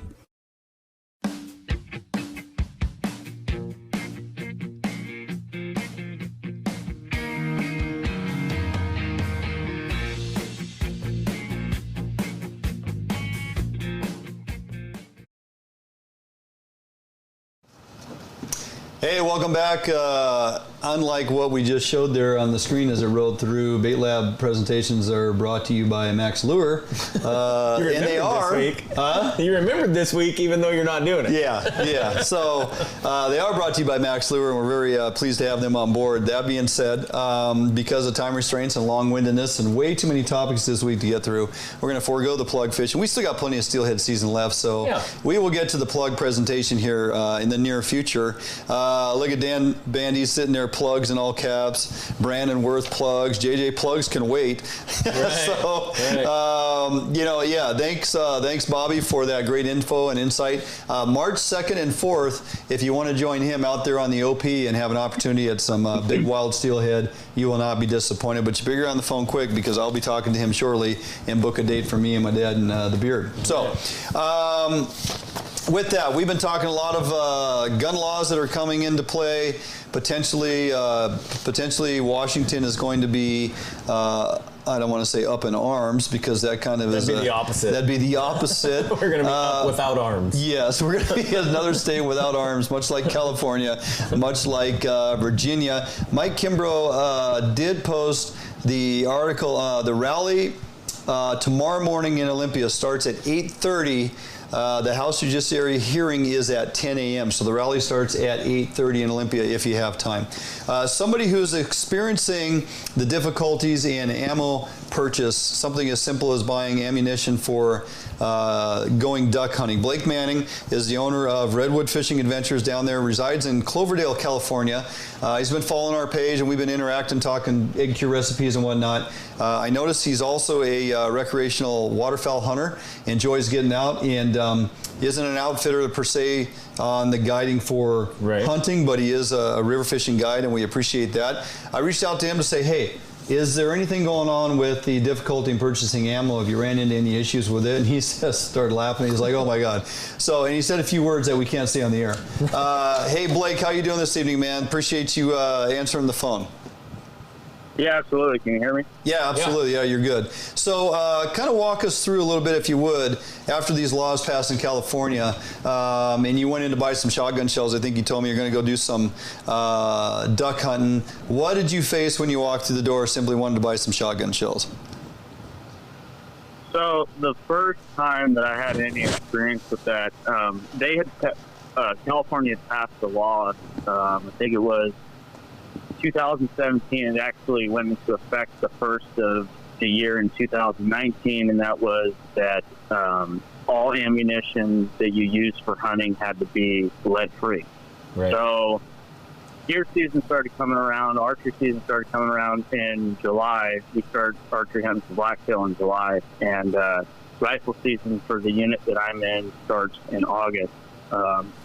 July 1st, the background check came into effect in 2019. Yeah. So I went into an outfitter up north from where I'm at because in order for me to buy ammunition, I can't buy it in the town that I live in. I have to either drive 30 minutes north or 25 minutes south to buy ammunition because all the mom and pop shops around here stopped selling ammo. So I went up to Ukiah at Pacific Outfitters and walked in with just my driver's license and was denied. And the gentleman at the counter told me I needed to have my driver's license and a passport or a real ID. And a real ID is a federally acknowledged identification card and a driver's license. Right. So 2 IDs in one. So 2 IDs to buy some ammunition for your rifle hunting. Wow. Right. So I have a whole bunch of ammunition because, that's just, when we found out that they were going to be doing the lead-free, I bought maybe 4 or 5 cases of steel shot online because we're not allowed to buy ammunition online anymore. That's another thing that came into effect. Sure. And so a lot of people started buying ammunition. I didn't even think about lead-free, copper bullets for deer hunting. And so here I am in the pickle, and he told me that I didn't obviously have my passport on me. So, and I was in the process of getting a real ID because my driver's license was expiring in the next month. So anyways, long story short, ended up getting a real ID, went back, and then there was a hiccup because if you in order to buy ammunition, if you purchased a firearm within the last 5 years, that address has to match your current address. Oh my God. And so I had moved. Yeah, right? Yeah. So it's just, and the whole reason why they have this is to be able to track where the ammunition is, where the guns are, and so that's my experience. And a lot of people have had a lot of other experiences that have been similar. Like I said, I was denied the first time. Yeah.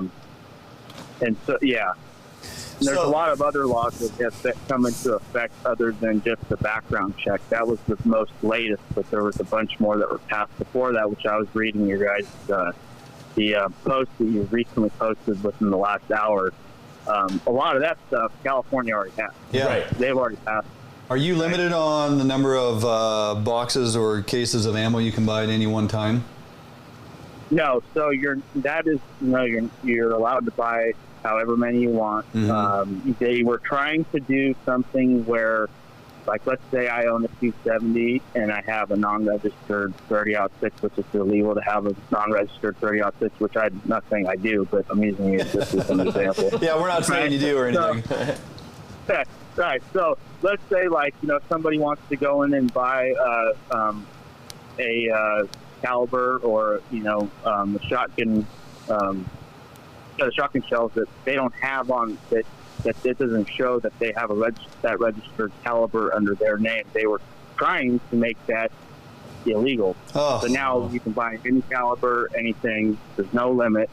And you have to pay so you pay, I think it's like a $20 or $40 fee the first time you purchase ammunition, and then for every background check, every other time that you go back, you have to pay like a $1 fee. That's ridiculous. So obviously, they're if they already tried to push that through, they'll come back at it again. In other words, Barnum, I don't know, a 30-06, but I lost mine in a boating accident. Yeah, so if they don't pull it up and say you have these guns registered and this is the only type of ammunition you're authorized to buy, unbelievable. That's what it's coming to.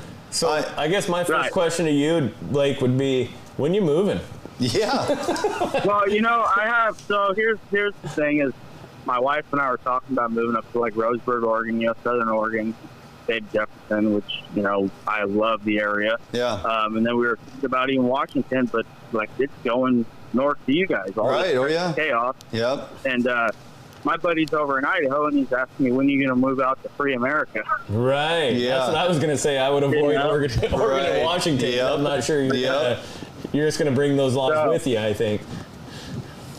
And the thing is, and I told him, is there's a lot of people from California that are moving out, but it's not just the conservative Republican. A lot of Democratic liberals are moving to Idaho because they hear about the cost of living, the opportunity, Sure. and it's like spreading like a virus. I mean, it is. It is, and unfortunately, they bring their liberal policies with them. When they move. Yeah, and then go try to change ruin another good thing, right? So, well, hey man, we appreciate you taking time to jump on the phone with us tonight. Just wanted to kind of pick your brain a little bit as to the new laws, some of the rolling laws that have been kind of rearing their head there in California, and as they've become permanent currently, unless there's a regime change and things can get reverted back to the original situation. But we're fearful up here in Washington that we're heading that direction unless we see some drastic change here in Olympia.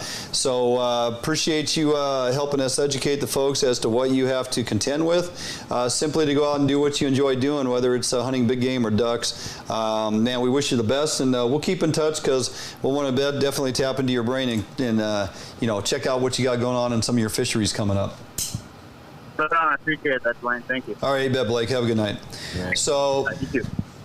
that, Barnum, is a little bit of what's happening down in California. That the guy just wants to go deer hunting, just wants to go bird hunting. Right. And that one there that he threw out at the end, he hadn't told me about that one previously, but if you think that they're only going to try to push a bill or a law through one time and it fails and they're not coming back, I guarantee it's over. They're coming back to say, oh, well, you only have this is another way for them to get you when they don't know what guns you have. This is how you have to come in and register your guns. Right. And registration is the first step of confiscation. Yeah. Always. If you look throughout history, it started in the 1600s all the way through. Registration is the first step of confiscation. They have to know what you have before they can take them. And then once they know what you have, and they'll hang that carrot over you. They'll say, hey, you can't buy ammo unless you are specific and we have on record what guns you have. Right. You see the direction this is going? Right. This is an absolute mind blow. It is. And unfortunately, but fortunately, this is an election year. Right. And they are going to push this stuff through as hard as they can because they understand an election's coming up. Yep. And if we don't step up as voters and curb this nonsense in November, it's going to get 100 times worse from here. You guys are right. We need Lauren Culp and we need Brett Rogers in the governor's seat. And, those two together will hopefully redirect the direction we're heading on a lot of this stuff because it's just unsettling. All right, before we get out of here, we're going to remind you guys, we do have the Sportsman Show coming up next week. Definitely want to take time to come down there on Thursday. Come see us at the booth. Come join us Thursday evening at the show. Now, the overall show closes at 8 p.m., but our show extends on through till 9. So if you're there, you get to sit and enjoy the Sportsman Show up until 9 o'clock. We'll have our live show. We got some great guests lined up. We got some fantastic prizes we'll be raffling off. As you heard, Lamiglas is donating rods. We got Yakima Bait involved. One of the guests we're going to interview is a longtime friend, big fella. I refer to him as the world's largest 9-year-old. Actually, I call him 10-year-old now because we've known him, known each other for a few years, and he actually aged 1 year. So Jared Higginbotham of YBC, Yakima Bait Company, will be there. We're going to talk all things relevant to Yakima Bait, some of the new stuff coming out. Jared is always a hoot to have on the show, and look forward to that interview. Yakima Bait is also sponsoring our first time ever, Barnum. First annual scone eating competition. If you think you got the chops and want to get after some scones. Is Jared competing in this? No. That would be a slam dunk. He goes, people don't want to watch me eat scones like popping a Pez candy. So he's a big man. He got a big mouth. He can take a whole scone. Right. So I haven't decided on the scone eating competition if you can use your hands or if we'll put your hands behind your back and just make you go after it like Randy on a plate of mashed potatoes on the Christmas Story. So you got your options, but maybe you guys can message on as the show comes to a close here. We are going to have a scone eating competition. Winner of that scone eating competition is going to win a really nice prize pack from Yakima Bait. Okay? We'll have Max Lure involved. We have a few other sponsors involved. But we are giving prizes away. We're going to have a great show. Yes, Sheri, Barnum fixed your pillow, so we're good there.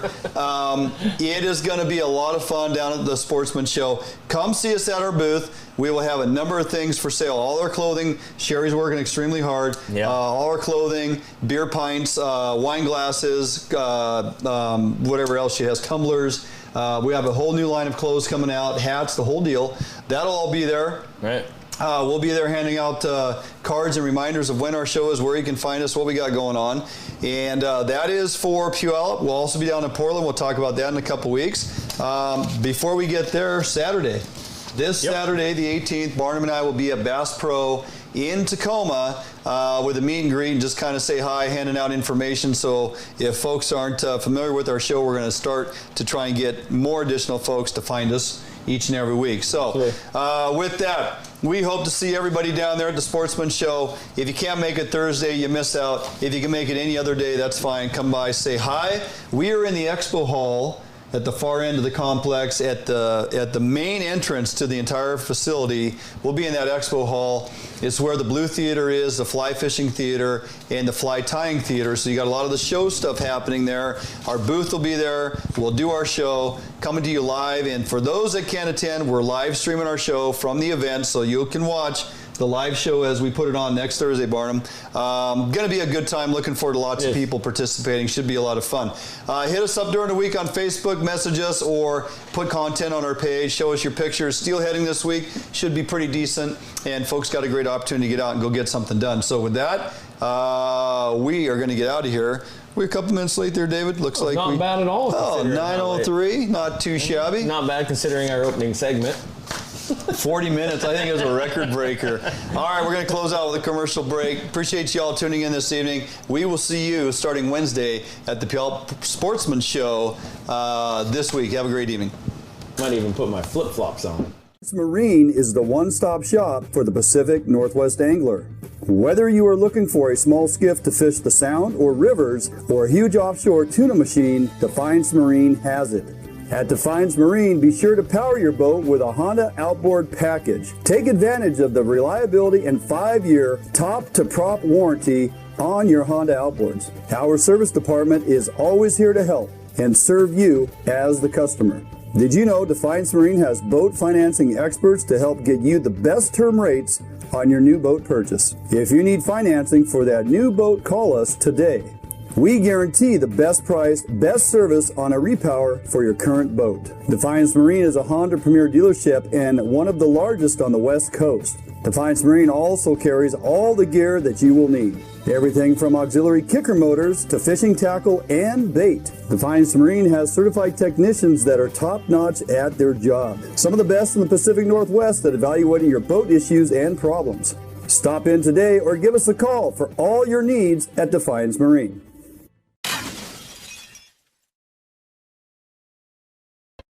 At Metals Supermarkets, we understand your need for fast access to a wide variety of metals.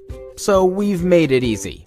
Our network of stores carries a wide variety of metal in all different types, shapes, sizes, and grades, with no required minimum order size. Who could ask for more? Simply tell us your dimensions online, on the phone, or in store, and we'll cut or process the metal to your desired size, often while you wait. We offer same-day service and can deliver the metal right to your door or job site. We even source hard-to-find metals, so no matter what you're looking for, Metal Supermarkets can provide it for you. And we're conveniently located with brick-and-mortar stores in Seattle and Portland, so you can check out our extensive stock for yourself. Superior customer service is guaranteed. Quality service from real people who know metal.